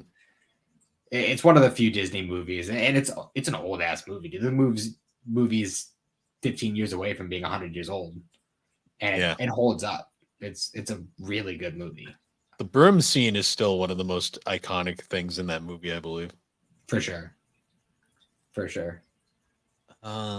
Trying to think of another. This one's technically Disney in a sense, but did you ever see Who Framed Roger Rabbit? Oh, of course, that's a That classic. that is just a technical marvel still to this day. Just the Yeah, whole like especially the when it came out too. oh yeah, I love shit. I'm blanking on his name. Who played the main character? The detective guy. I Yeah, couldn't for the life of me tell you. this is gonna bother me because he was freaking Mario in the Mario Brothers movie too. Was he? Yeah, and he hated every moment of it. I'll bet. Uh, I'm blanking on his name right now. Wait, 1 second. I never bothered to look up the actors for this movie, so I wouldn't know. Bob Hoskins. Bob Hoskins. That's his name. Mhm. He is an excellent actor, and I love him in Who Framed Roger Rabbit. He nails that role. Yeah, back when people could be drunks in Disney movies. Yeah, that movie. That movie too is really iconic to me, especially like there's legit a scene in that movie with Mickey Mouse and Bugs Bunny on screen at once. Yeah, that was. I think one of the only other times that they ever got away with doing that was in what Looney Tunes Back in Action, or was it? No, it Uh, was something like that. It wasn't that. It was something it like was. it I don't though. think it was Looney Tunes Back in Action. I But I know. know there was a movie along the same lines with the same kind of like real life slash cartoon mashup that did a Mm. similar thing. I know. Another iconic scene in Who Framed Roger Rabbit is the piano scene with Donald and Daffy Duck. Yes, yes. Like that scene is just insane to me. A lot of the animation in that film is just honestly the best part of it. What was the movie where it would have been after like do you remember the live action Scooby Doo movies? Like the original two. Yeah, the first one is amazing just because they made Scrappy Doo the villain. Yeah. Um but I just like that I remember specifically, I don't remember what movie it was, but it was one of those like cartoon real life mashup movies. And it was a scene where like cartoon Shaggy was like, I don't know, like threatening to like beat up the live action Shaggy for some reason. It's just like you did me dirty or something like that.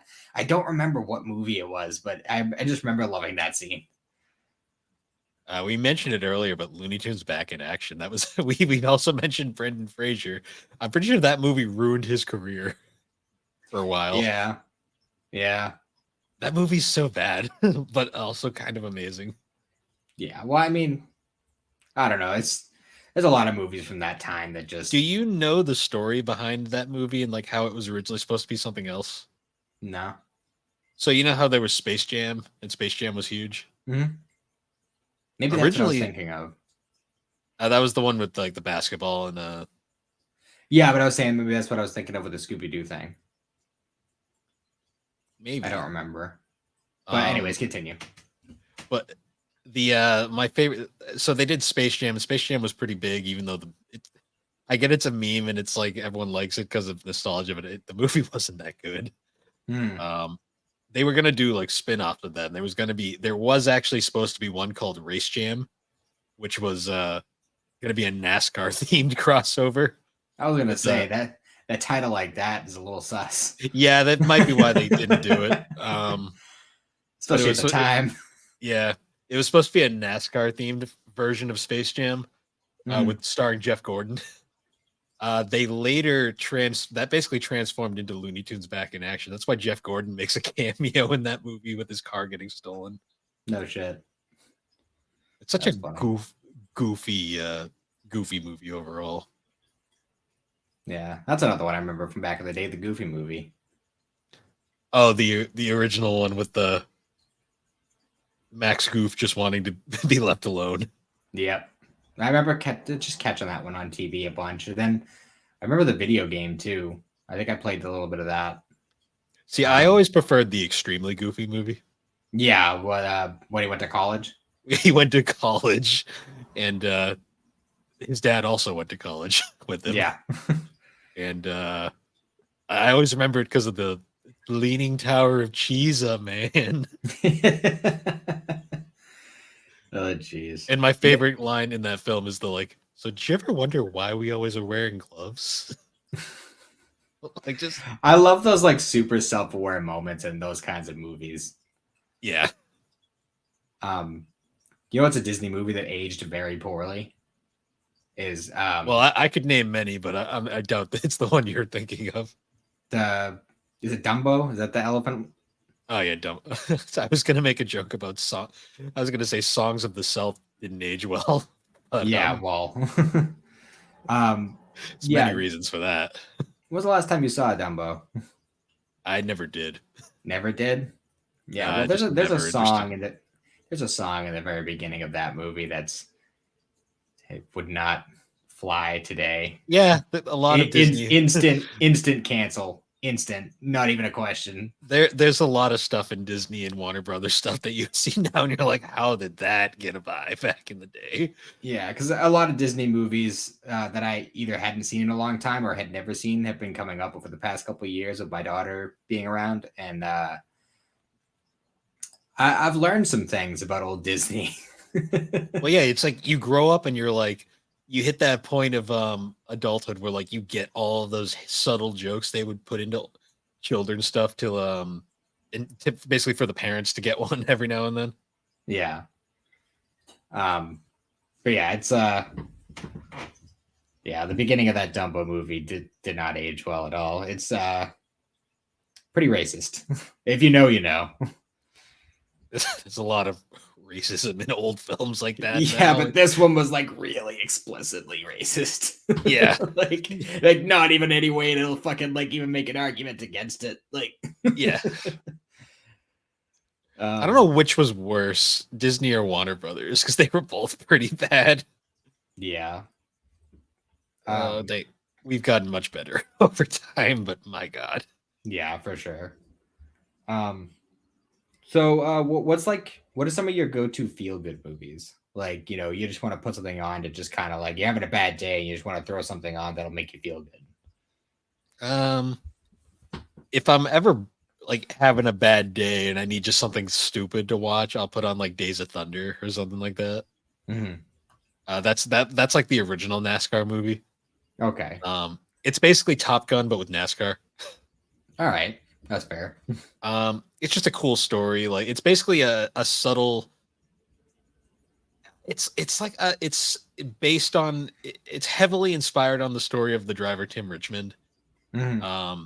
And how he came to NASCAR, but it's just a cool like comeback story, feel good story. There's a ton of Robert Duvall completely like steals the show in that, even though it's a Tom Cruise movie. Robert Duvall steals the show in that fucking movie the entire time, like with all of his scenes. Mhm.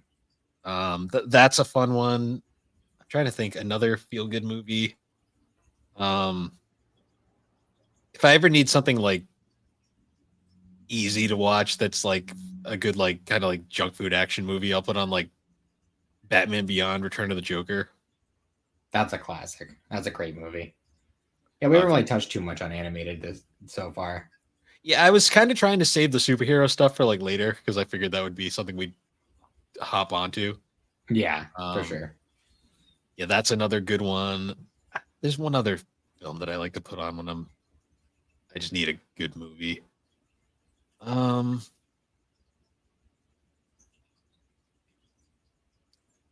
well, I'm I'm trying to think now. On Naruto the Last, I like to put on every now and then. That's another good one. That's a pretty good, like, yeah, I don't know if wholesome is the right word, but I mean, it's just I mean, the close enough ending's for wholesome. government work. Yeah, The ending's very wholesome. yeah. Um, one of my go-tos when I just want something that'll just make me feel good is Stand By Me. Mm, You know, that's a great movie. I know I mentioned in a recent episode that I watched Fried Green Tomatoes for the first time recently, and that was a really good movie that like mm, was one of those kind of like heartwarming type of stories. mhm. Um, Trying to think, have you ever seen? I just remembered this movie today actually when I was looking around trying to figure out stuff. Did you ever see Radio? Radio. It's a true story or based on a true story. Um, I'm not sure if I did. it's been a long time since I've seen it, so I don't remember it very well. But I remember I watched it a lot when I first saw it because I liked it a lot. It was a very good movie. I can't remember a lot of the specifics, but it involved a mentally challenged guy getting involved in some sort of getting involved in a football team in some way. I don't remember if it was like a coaching situation or something like that, but it was one of those kind of like down in his luck, mentally challenged guy kind of rises up and finds his place. Hmm. Um, and it was a really heartwarming movie. I need to watch that again. It's been way too long. Um, it's a movie that I think could have done a lot better, especially with the lead actor that they had for it. And I wish it had done really well because I loved the book version. Was Hearts in Atlantis. Okay. Have you ever seen that one? I have not, but I've heard of it. It was based on a Stephen King story called Low Men in Yellow Coats. Um, and it's technically a Dark Tower story. Hmm. Even it's kind of like loosely connected. Actually the character played by Anthony Hopkins makes an appearance in the Dark Tower books. Okay. Um, but it's just I don't know. I those kinds of like childhood stories of Stephen King's really good at writing about childhood. Yeah. Which obviously Stand By Me, Hearts in Atlantis, like those kinds of like childhood stories. He just understands childhood in a way that a lot of writers kind of lose. A lot of people lose that along the way, and just Mm. for some reason he never did. So those kinds of stories that he writes always hit me in a certain way, for sure. I think another big feel good movie I love to put on is Your Name. That's one I still need to see. I know we were talking about that recently.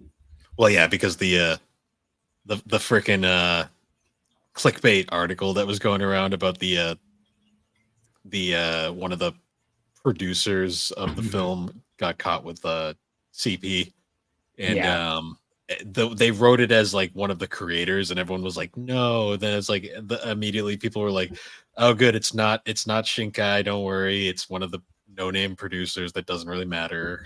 yeah, But still, all the titles, like freaking clickbait titles, made it sound like it was like Shinkai, and everyone was like, no, not another one. yeah. Got enough of that. It's kind of sad that I have to say not another one, but Yeah, no kidding. yeah, Your Name's a Um, big one for me though. That's probably my favorite anime film. yeah, Ponyo is another good one that I Anyo.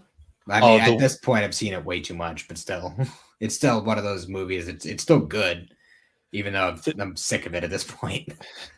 one of my favorite parts about doing that Ghibli retrospective was getting to see The Wind Rises.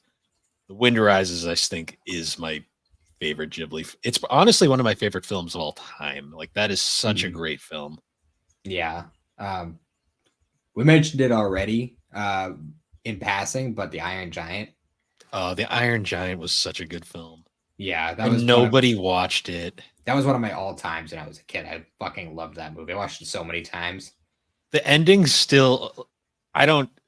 We always joke saying I don't have a soul because I don't really cry. That is one of the few endings to a film that gets me emotional. Not enough to Mhm. cry, but enough to at least like kind of like you get the lump in your throat kind of feeling. Oh yeah, for sure. There's a lot of That's movies that affect me, and that like there's a lot of movies too that didn't used to hit me that way, and now they do. I think it's just one of those things with age. a big one for me. I guess we can start transitioning into superhero films because there's just so many to talk about. But Mm. a big one for me that like always like gives me that lump in the throat is Death of Superman. The uh Um, the later one that they did, not the original Superman Doomsday. yeah, I remember watching like the original Superman movie and maybe bits and pieces of that like Superman revival movie. Mhm. You know, the one with like the iconic bullet in the eye that crumples up thing. Yeah. Um, but aside from that, I don't really have much experience with Superman movies. So Death of Superman, that's the animated one. Okay. That it's part of the that animated universe that they were doing for a while, Hmm. like with Son of Batman and Okay. they adapted the Death of Superman storyline and like that the two it's a two-parter. It's Death of Superman and Reign of the Superman. Hmm. Um the ending of Death of Superman just fucking gets me every time because it's like it is they it's really they there's I don't think they've ever truly captured how like iconic the actual comic was with that scene. But Hmm. the way they did it in the Death of Superman film, so well done. Like it hits you just super hard because you're like, damn, Yeah, for that was sure. rough. Even though you know he's coming back in the next film, it's like it still hits you like, holy shit. Yeah, that's fair. Trying to think, most of the ones from that run of animated movies I watched were usually Batman movies. There's a few other ones that I saw, like that. So the Flashpoint movie, which I like that one a lot. I hated the art style in that fucking movie though. That was my like biggest problem with it. Yeah. Well, that and I hate it's this is getting into comics, but I absolutely hate Flashpoint. Just not for the story itself. The story is very good. I just hate what it led to. Yeah, I mean, it's just kind of like it's a cheap way to just reset and just do different things. That and especially because in hindsight we realized how bad the new 52 was. But Yeah. um, Um. But yeah, I mean, there's the old Tim Burton Batman movies. those are still Batman 89 and Batman Returns still hold up to me. I mean, Um, that those even just like the two that came after that too. Like, it was crazy how many different actors they were pulling for these movies. oh yeah, well I mean like Michael Keaton I still think is my favorite Batman. Yeah, that's what I Um, think of when I think live action Batman. he just was so good in the role. Like he Hmm. really kind of had that done. Even though Batman and Batman 89 is like a terrible Batman when you think about it. He just Yeah, fucking throws people off roofs and like kills people left and right. It's like the holy guy shit. the goddamn wing cape thing that he does like every 5 minutes, like where he Yeah. just fucking throws the cape up like wings every 5 minutes. Like Like the that last is time a I watched movie that movie, I realized how often he did it. It was just so ridiculous. that's a movie that like you really gotta like take away all your knowledge of Batman and like your and just look at it face value and it makes Hmm. it so much better because like to me one of the most ridiculous scenes is the scene where like Batman's coming in on the Batwing and then like Mm. uh the Joker pulls out that single revolver and just shoots it down with one shot. I mean Jack Nicholson nailed that role. Like Oh, for Joker's sure. the Joker is such an interesting role because like it is such an easy role to screw up like Hmm. we learned with Suicide Squad. Yeah, freaking Jared Leto.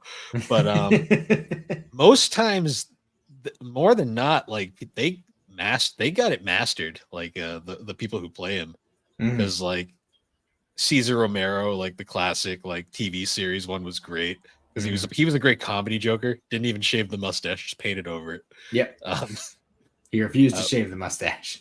Jack Nicholson was great. He was really good at as a dark Joker, and then I mean Heath Ledger just like Now Heath sadistic, Ledger's like the ultimate dark Joker.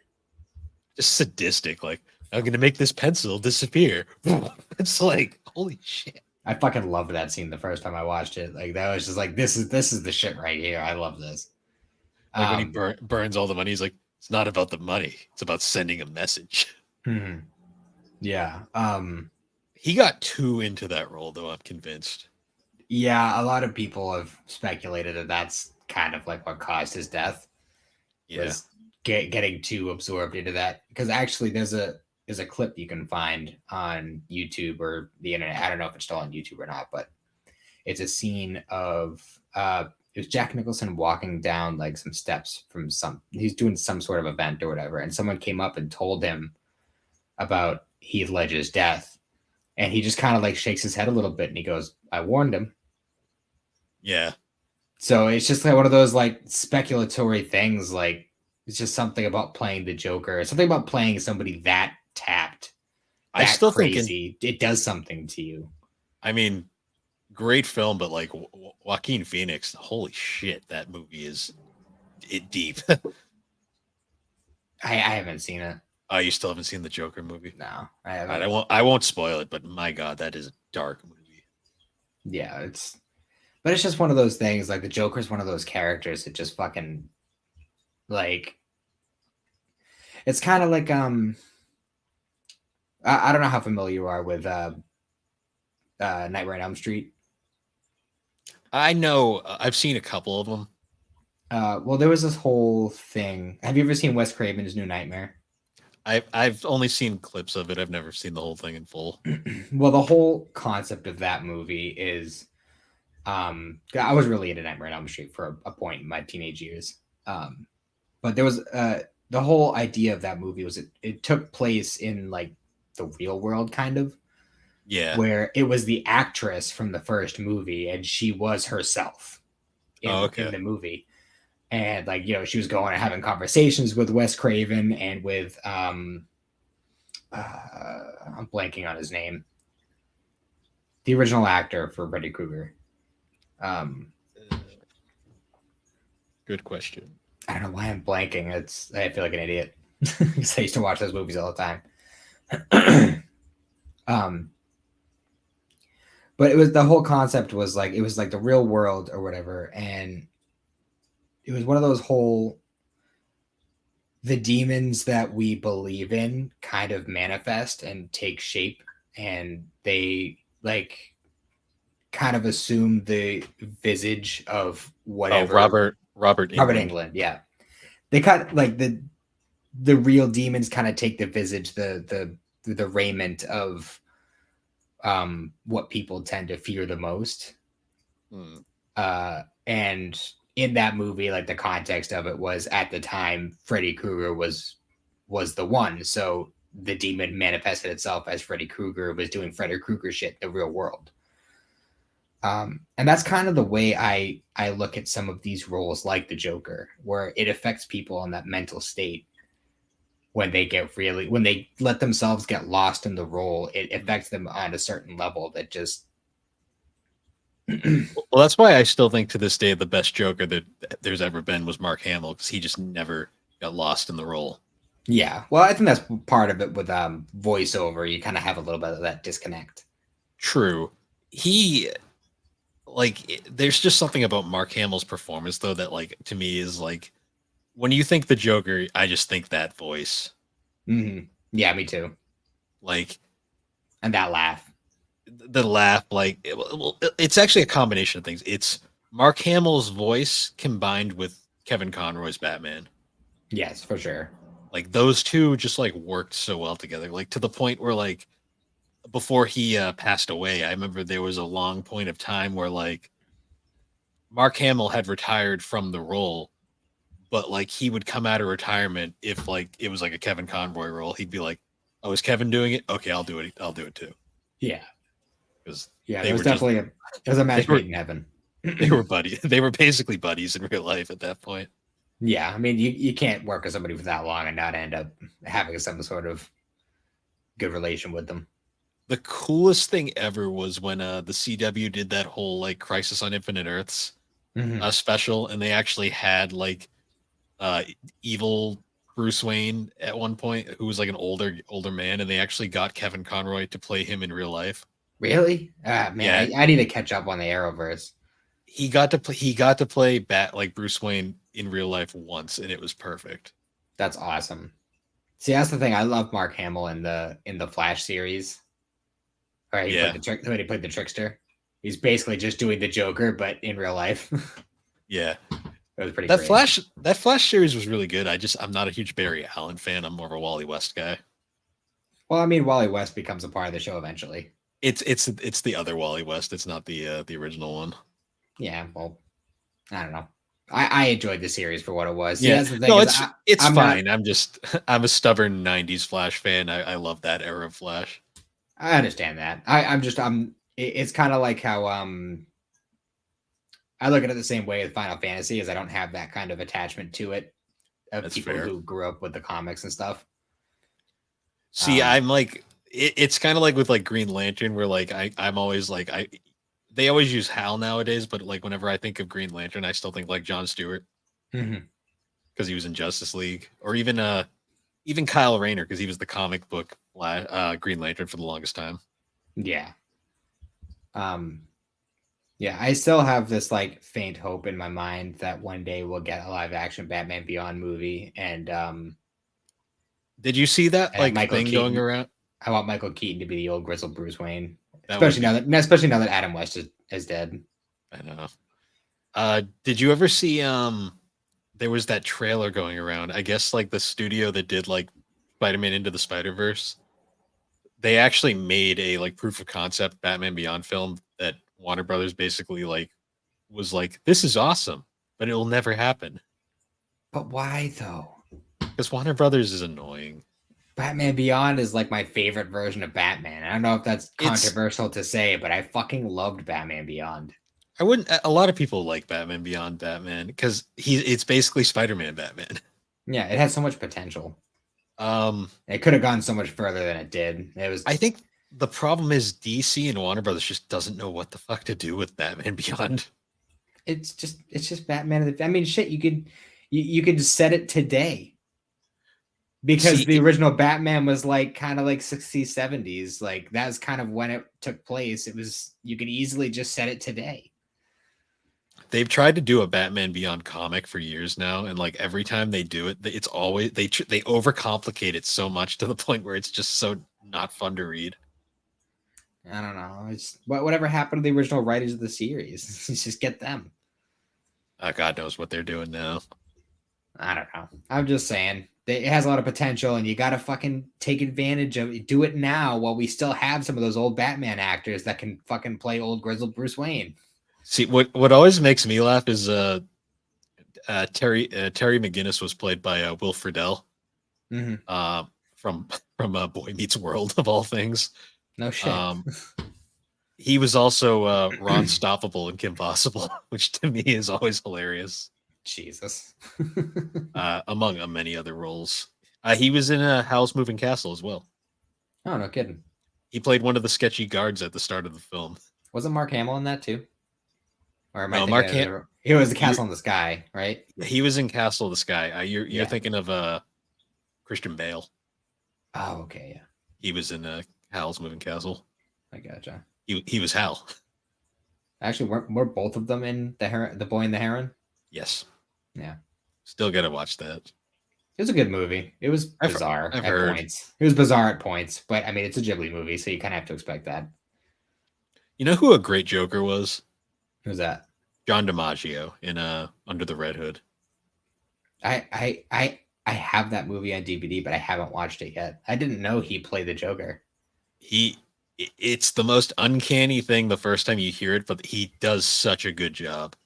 I believe it. I bet he could do a good job with that.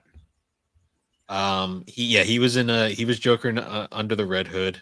Batman was played by Bruce Greenwood, who I think is like my second favorite Batman, Mhm. like behind Kevin Conroy. He just like has a great voice for that character. I gotcha. Like he was so good in that movie that they brought him back for Young Justice. Yeah, I never watched Young Justice, but I always heard good things about it. I always heard that it was like Teen Titans as it should have been. Um, I mean they're different. They're different groups entirely, Mhm. comic wise. Teen Titans was very clearly they wanted to make an anime. Yeah. Well, I Well, mean, it was definitely very anime inspired. the creator of Teen Titans, I should say, wanted to make an anime. Yeah. Um, but yeah, aside from that, I mean, I remember growing up on the original Sam Raimi Spider-Man movies.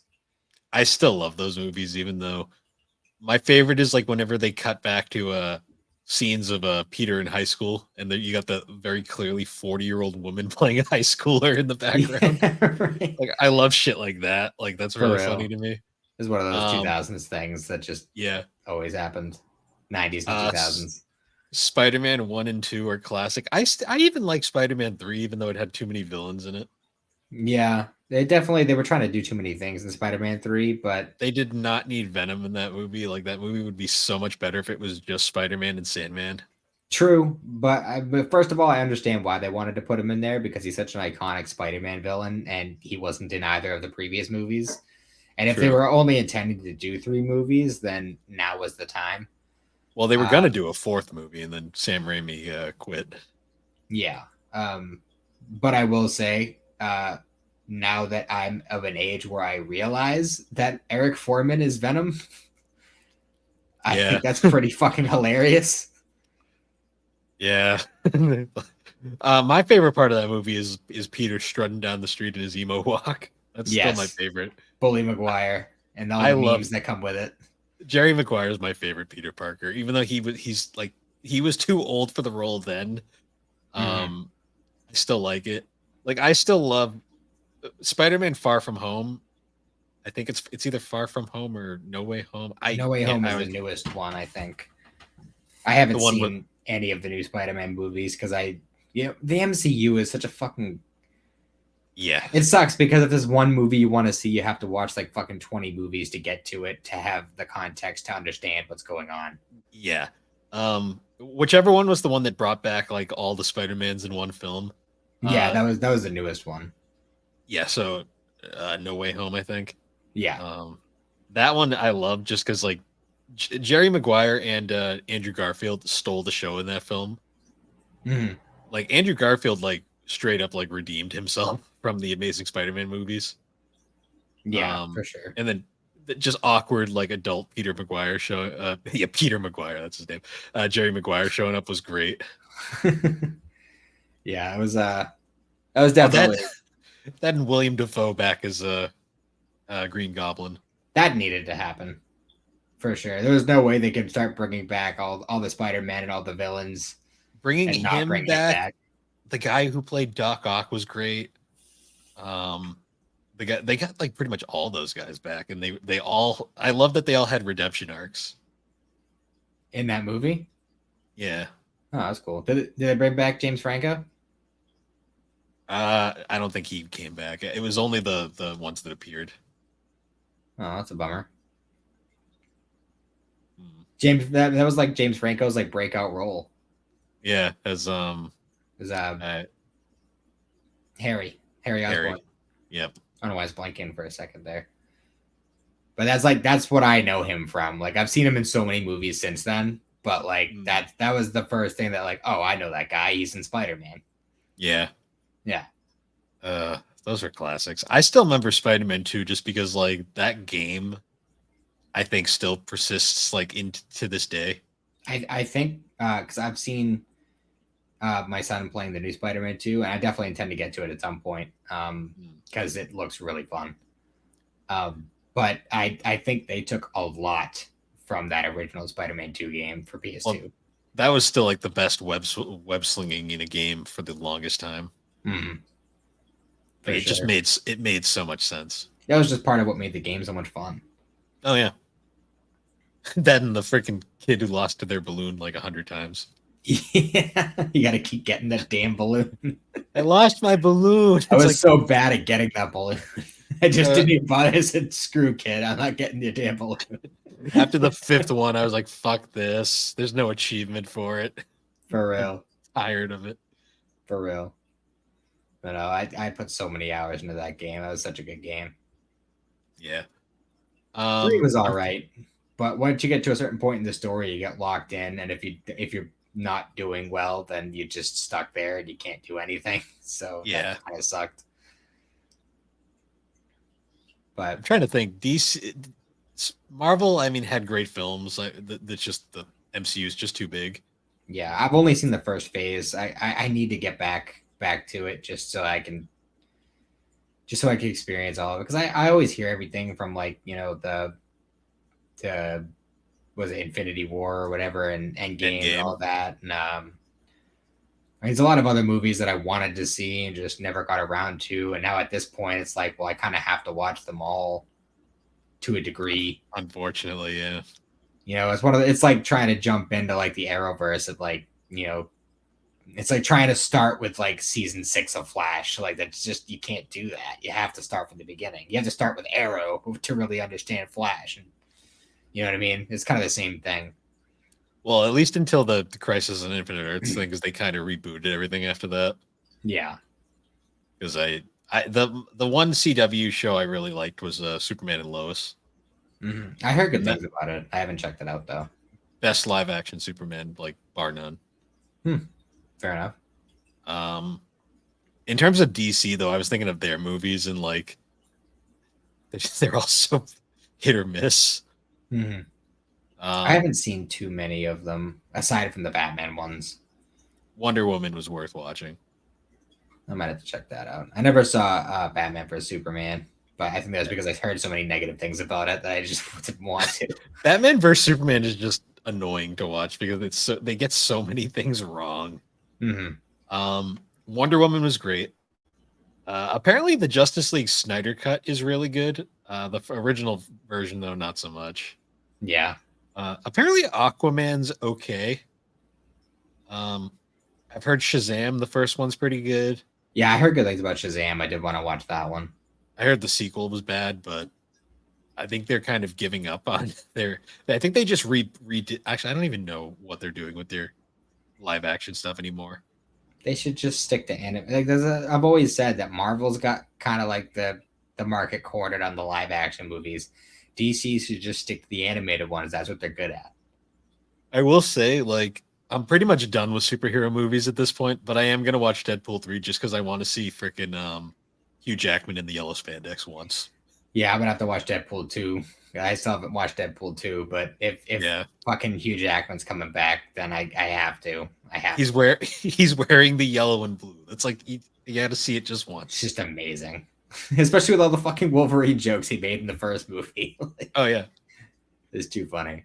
I got to see that. I just got to see him in that once, and then he can retire, and I can die happy. That's another movie I need to watch again. Logan. That was such a good movie. Logan was good. I honestly, if that was his final role as Wolverine, I would have been happy. But I am glad we're doing it one more time. Well, if you're gonna do it one more time, that's definitely where to do it because that's just perfect. We need one proper version of Wolverine, just once. I would like to see Patrick Stewart back as Professor X. Yeah, I mean, he was all. I mean, they Professor X was one of the few roles that they actually got really good the whole time. And then James McAvoy played young Professor X too, didn't he?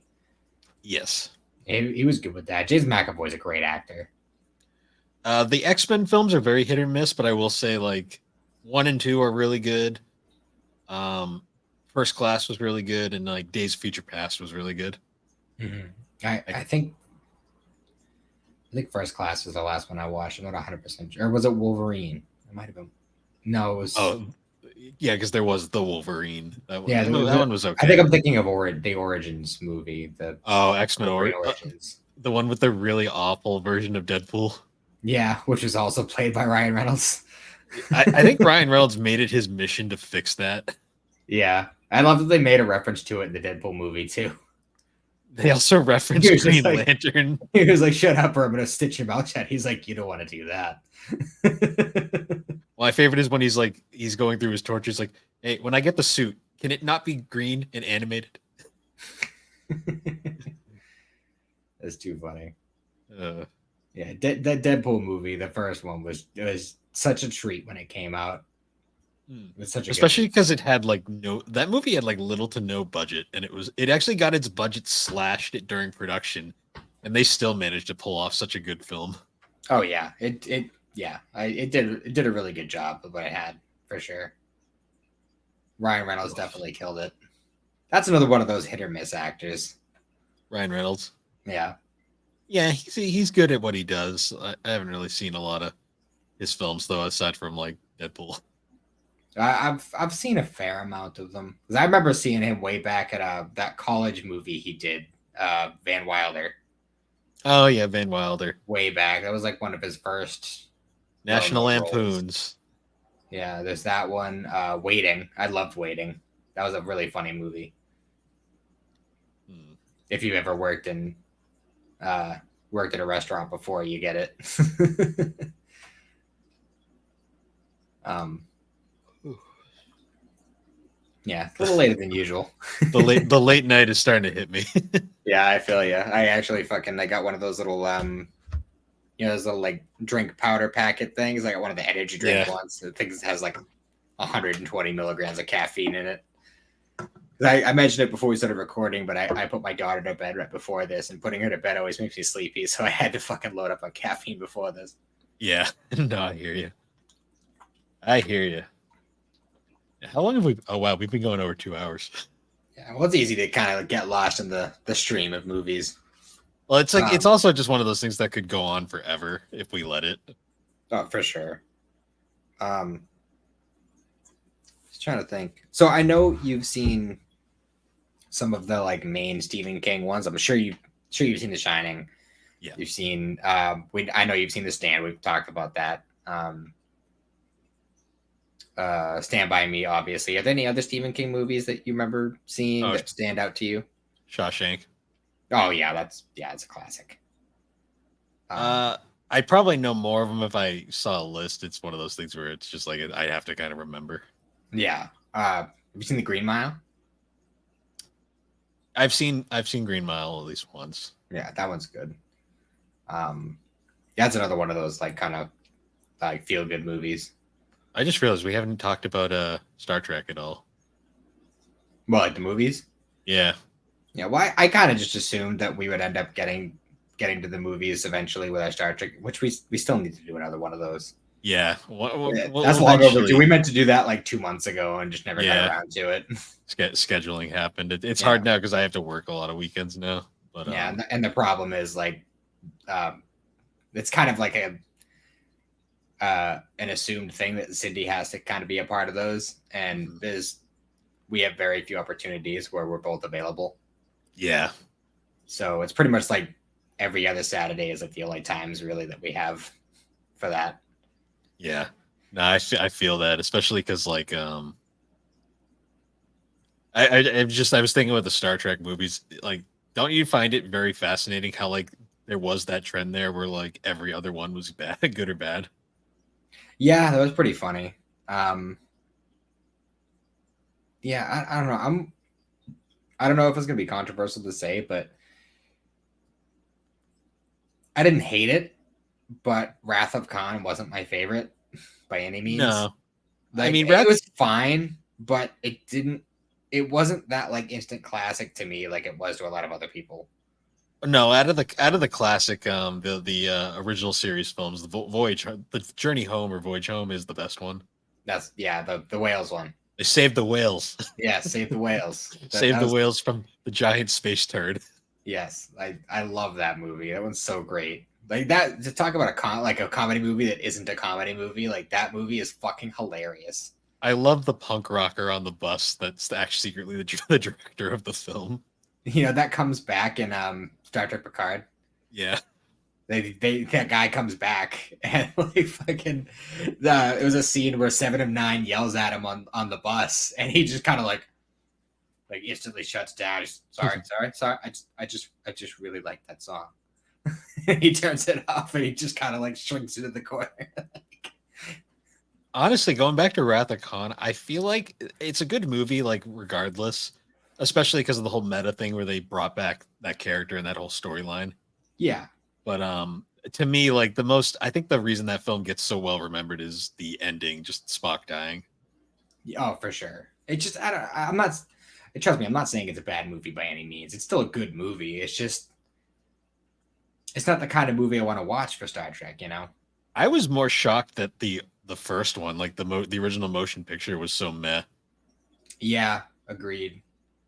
I mean, Search for Spock isn't bad. It's just average.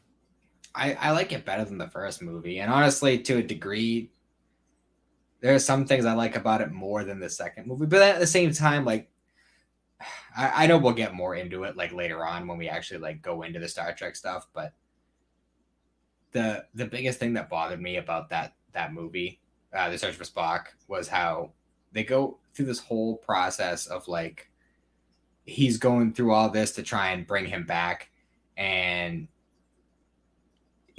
during the whole mission or whatever to do so, he discovers he has a son, and then the son is almost immediately killed by Doc Brown, and Yeah. and then at the end of the movie when he's got Spock back, he's like, oh well, the needs of the few outweigh the needs of the many. And he's like, I'm glad to have you back, Spock, and this and that, blah blah blah. I'm like, yeah, but was it worth your son? Like, your fucking son died for this, and you're saying it was worth it? Like, what the fuck is the matter with you? He was Admiral Kirk at that point too, right? Yes, I think. I Because he think gets to I think that movie is the reason he gets demoted, because they commandeered the ship to go and save the whales. Yeah, well, no, they commandeered the ship to go and save Spock, and then Well, yeah, because then the Enterprise gets blown up at the end, and then they take the bird of prey. Yep, and then that's how they save the whales happens, and then he gets demoted at the end of Voyage Home. Yeah, but in return he gets Enterprise A, mm-hmm. the first of many letters. Yeah, no kidding. What are they up to now? Like F, G. Well, like there was J in that future episode of Enterprise. I still haven't watched Enterprise. Okay. Yeah, and then Final Frontier was meh. 6 there were was parts surprising. of it I liked. Yeah. Like there was definitely some parts of it that I liked. I thought Star Trek 6 was surprisingly good. The Undiscovered Country, I think. That was the one where like they were trying to negotiate peace with the Klingons. Yeah. Yeah, there was some good stuff about that. That one was good. And then, I mean, Generations, as a mess as that movie is, there is parts of it that I really do like. I actually love Generations. I love Generations. All the Picard Kirk stuff is amazing. Mm-hmm. The battle between the Enterprise and that bird of prey is the dumbest fucking scene in that movie, though. Yeah, for sure. Like there's no reason the Enterprise had to be destroyed there. Mm. There's no reason for any of that. Like that epic scene where like Riker is like destroying the thing. Like I've seen people break it down and be like, there is like so many ways he could have averted destroying the Enterprise here, but no, we needed this epic scene of Riker going fire and destroying the bird of prey. Yeah. Well, I mean, you got to have that close up of Riker saying fire. I mean, that's kind of just a staple at this point. Spot lived. That's all that mattered. Although I will say, yeah, Spot lived. Yes. I will say, I'm okay with the Enterprise being destroyed in that movie, because that is, at least in universe, the catalyst that makes Worf eventually join DS9. True. Because part of the reason why he didn't rejoin the crew of the Enterprise E was he was on. It's not. I think what he said was it's not home, and that's why he didn't want to go on the new Enterprise. Like he had a special connection to the D. Yeah. So that's why he ended up moving over to DS9 when he was still kind of trying to figure out what he wanted to do. As much as I love Enterprise E, though, D was so iconic. Oh yeah. Well, I mean to be fair, it lasted the whole series, so I mean that's Then like that's anytime something. a Galaxy class ship shows up, you're always like, hey, it's one of those. And I think they did restore the D, or at least LaForge did in Picard. It was like he was working at like the station where they kind of store all the historic ships. And Is that a retcon? Because I thought it was confirmed that it was scrapped. Uh, not to my knowledge. I don't know. I don't know. They probably don't even remember. I don't know. I'd have to Yeah. rewatch it. That's a lot to rewatch. But First Contact though, First still Contact was great. Still probably the best. Yeah, that's a great movie. I'm one of the few people that likes Insurrection, even though I will admit the plot is dumb. I like that the scale of it is brought down. Like the first two Next Generation movies, they made a huge deal about how like this is like universe disaster level, but like Insurrection was like, no, this is just like the fate of this one colony, and like that's kind of what Star Trek is all about. Yeah. That one's good. I mostly just like the crew interactions mostly through that one because of the planets affecting them all weirdly. Yeah. We got that one scene of Geordi's eyes kind of like regenerating and him being able to see like a normal person for the first time in his life. Like that was a really moving moment. Yeah. It's interesting because they scrapped his like weird like computer eyes they gave him in like First Contact. He gets them back. Well, yeah, they come back for Nemesis, but it's like it was just such a weird thing. It's like, oh, we're done with these for a movie, and it's like, nope, they're back again because retcons. Nemesis was a bizarre movie. Yeah, Nemesis. The less said about that movie, the better. There's a reason why the movie stopped there. That movie almost ruined Tom Hardy's career. Yeah. And you know what? There's a part of me that wonders if that movie did better if we would have actually gotten a DS9 movie. Maybe.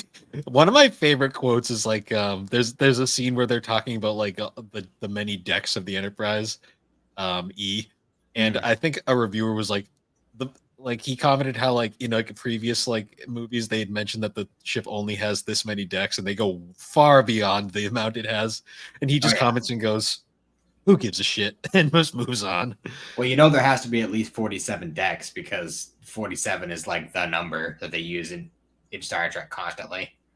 See, when I think of like Nemesis, I just think of that scene of Picard on the fucking dune buggies, and I'm like, what the fuck is this movie?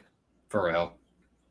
I've only seen the movie once, and it was bizarre. Then you can tell that was clearly the last one that they did with that cast, because like obviously Brent Spiner was this before we had digital de-aging, like he was very much starting to like he just could not play Data anymore. Yeah, for sure. Like, Michael Dorn, I always felt bad because it was like he must have been a bad time because he had put on the pounds before that movie. Riker was Riker was pretty big in that one.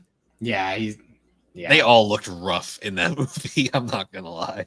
Jonathan, you know what's something that I noticed is all the Star Trek actors that played like the ladies' men, except for Alexander Siddig or Siddig Alpha. He has a long ass name. I think he's like the only exception, but all of like the ladies' men of Star Trek, William Shatner, Jonathan Frakes, what's the actor for Tom Paris? Robert Duncan McNeil. Yeah, they all kind of like started packing on the pounds after the fact. Like none of them are like hugely obese or anything, but like they all kind of have like that old man physique nowadays. Yeah. Robbie's not as bad as he was. Like he's maybe he's just makes him look bigger. Yeah, I mean he's also always out doing films, so when they're not doing a podcast. Yeah, I love that. I need to start listening to that again. I was loving their coverage of DS9. It's very good. Yeah. God, all those movies, and then the Kelvin verse reboot. Yeah, those movies were pretty good. I liked the first two a lot. The third one was pretty good. I think I was just expecting different. I think my expectations were just in a different place with that movie, and that's why I was kind of like off kilter. I need to watch it again to really get a better feel for it. Hmm. When Spock appeared at the end of the first one, I was just like, this makes up for everything. Mm-hmm. When I saw those ears and him turn around and just saw Leonard Nimoy, I was like this is good. Like the world is very good again. Oh, Leonard Nimoy, the world took you too soon. How many of the original actors are left at this point? Um, well, Nichelle Nichols died recently in the past couple Yeah, of years.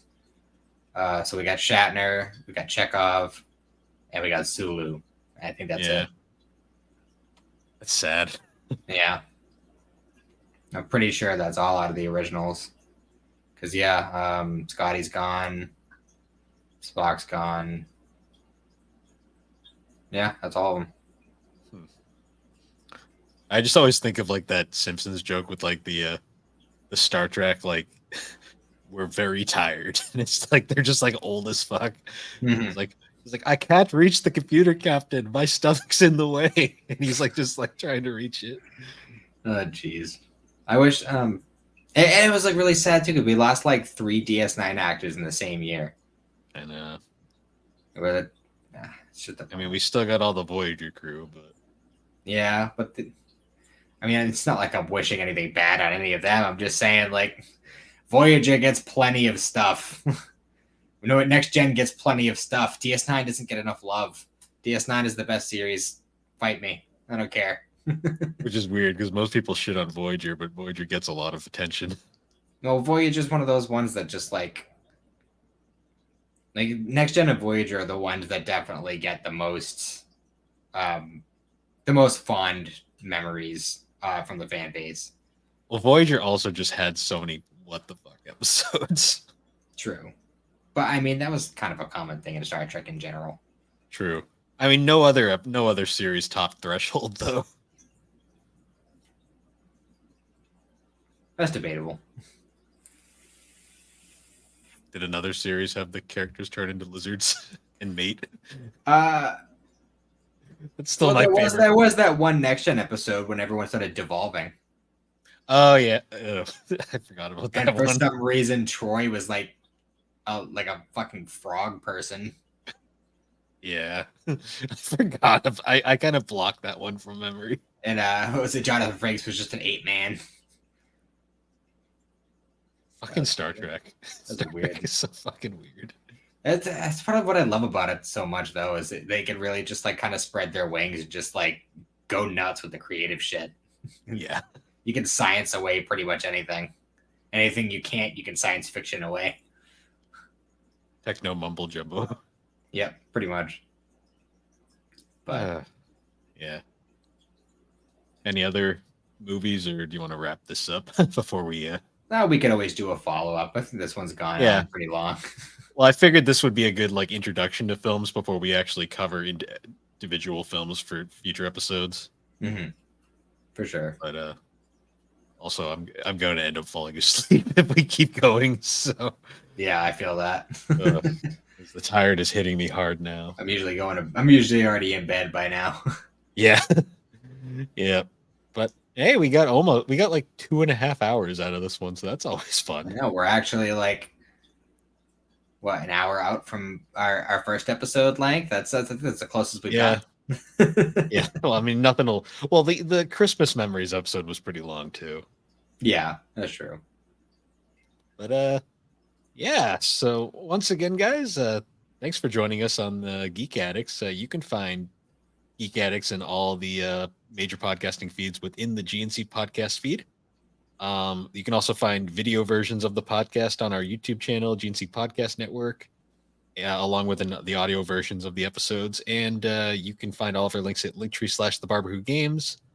And if you'd like, you can join the GNC Podcast Network Discord server to find all info on GNC, the 3DO experience, Geek Addicts, Talk Gaming, Anime, or just random bullshit. Kermit the Frog, water bottles, all sorts of weird shit.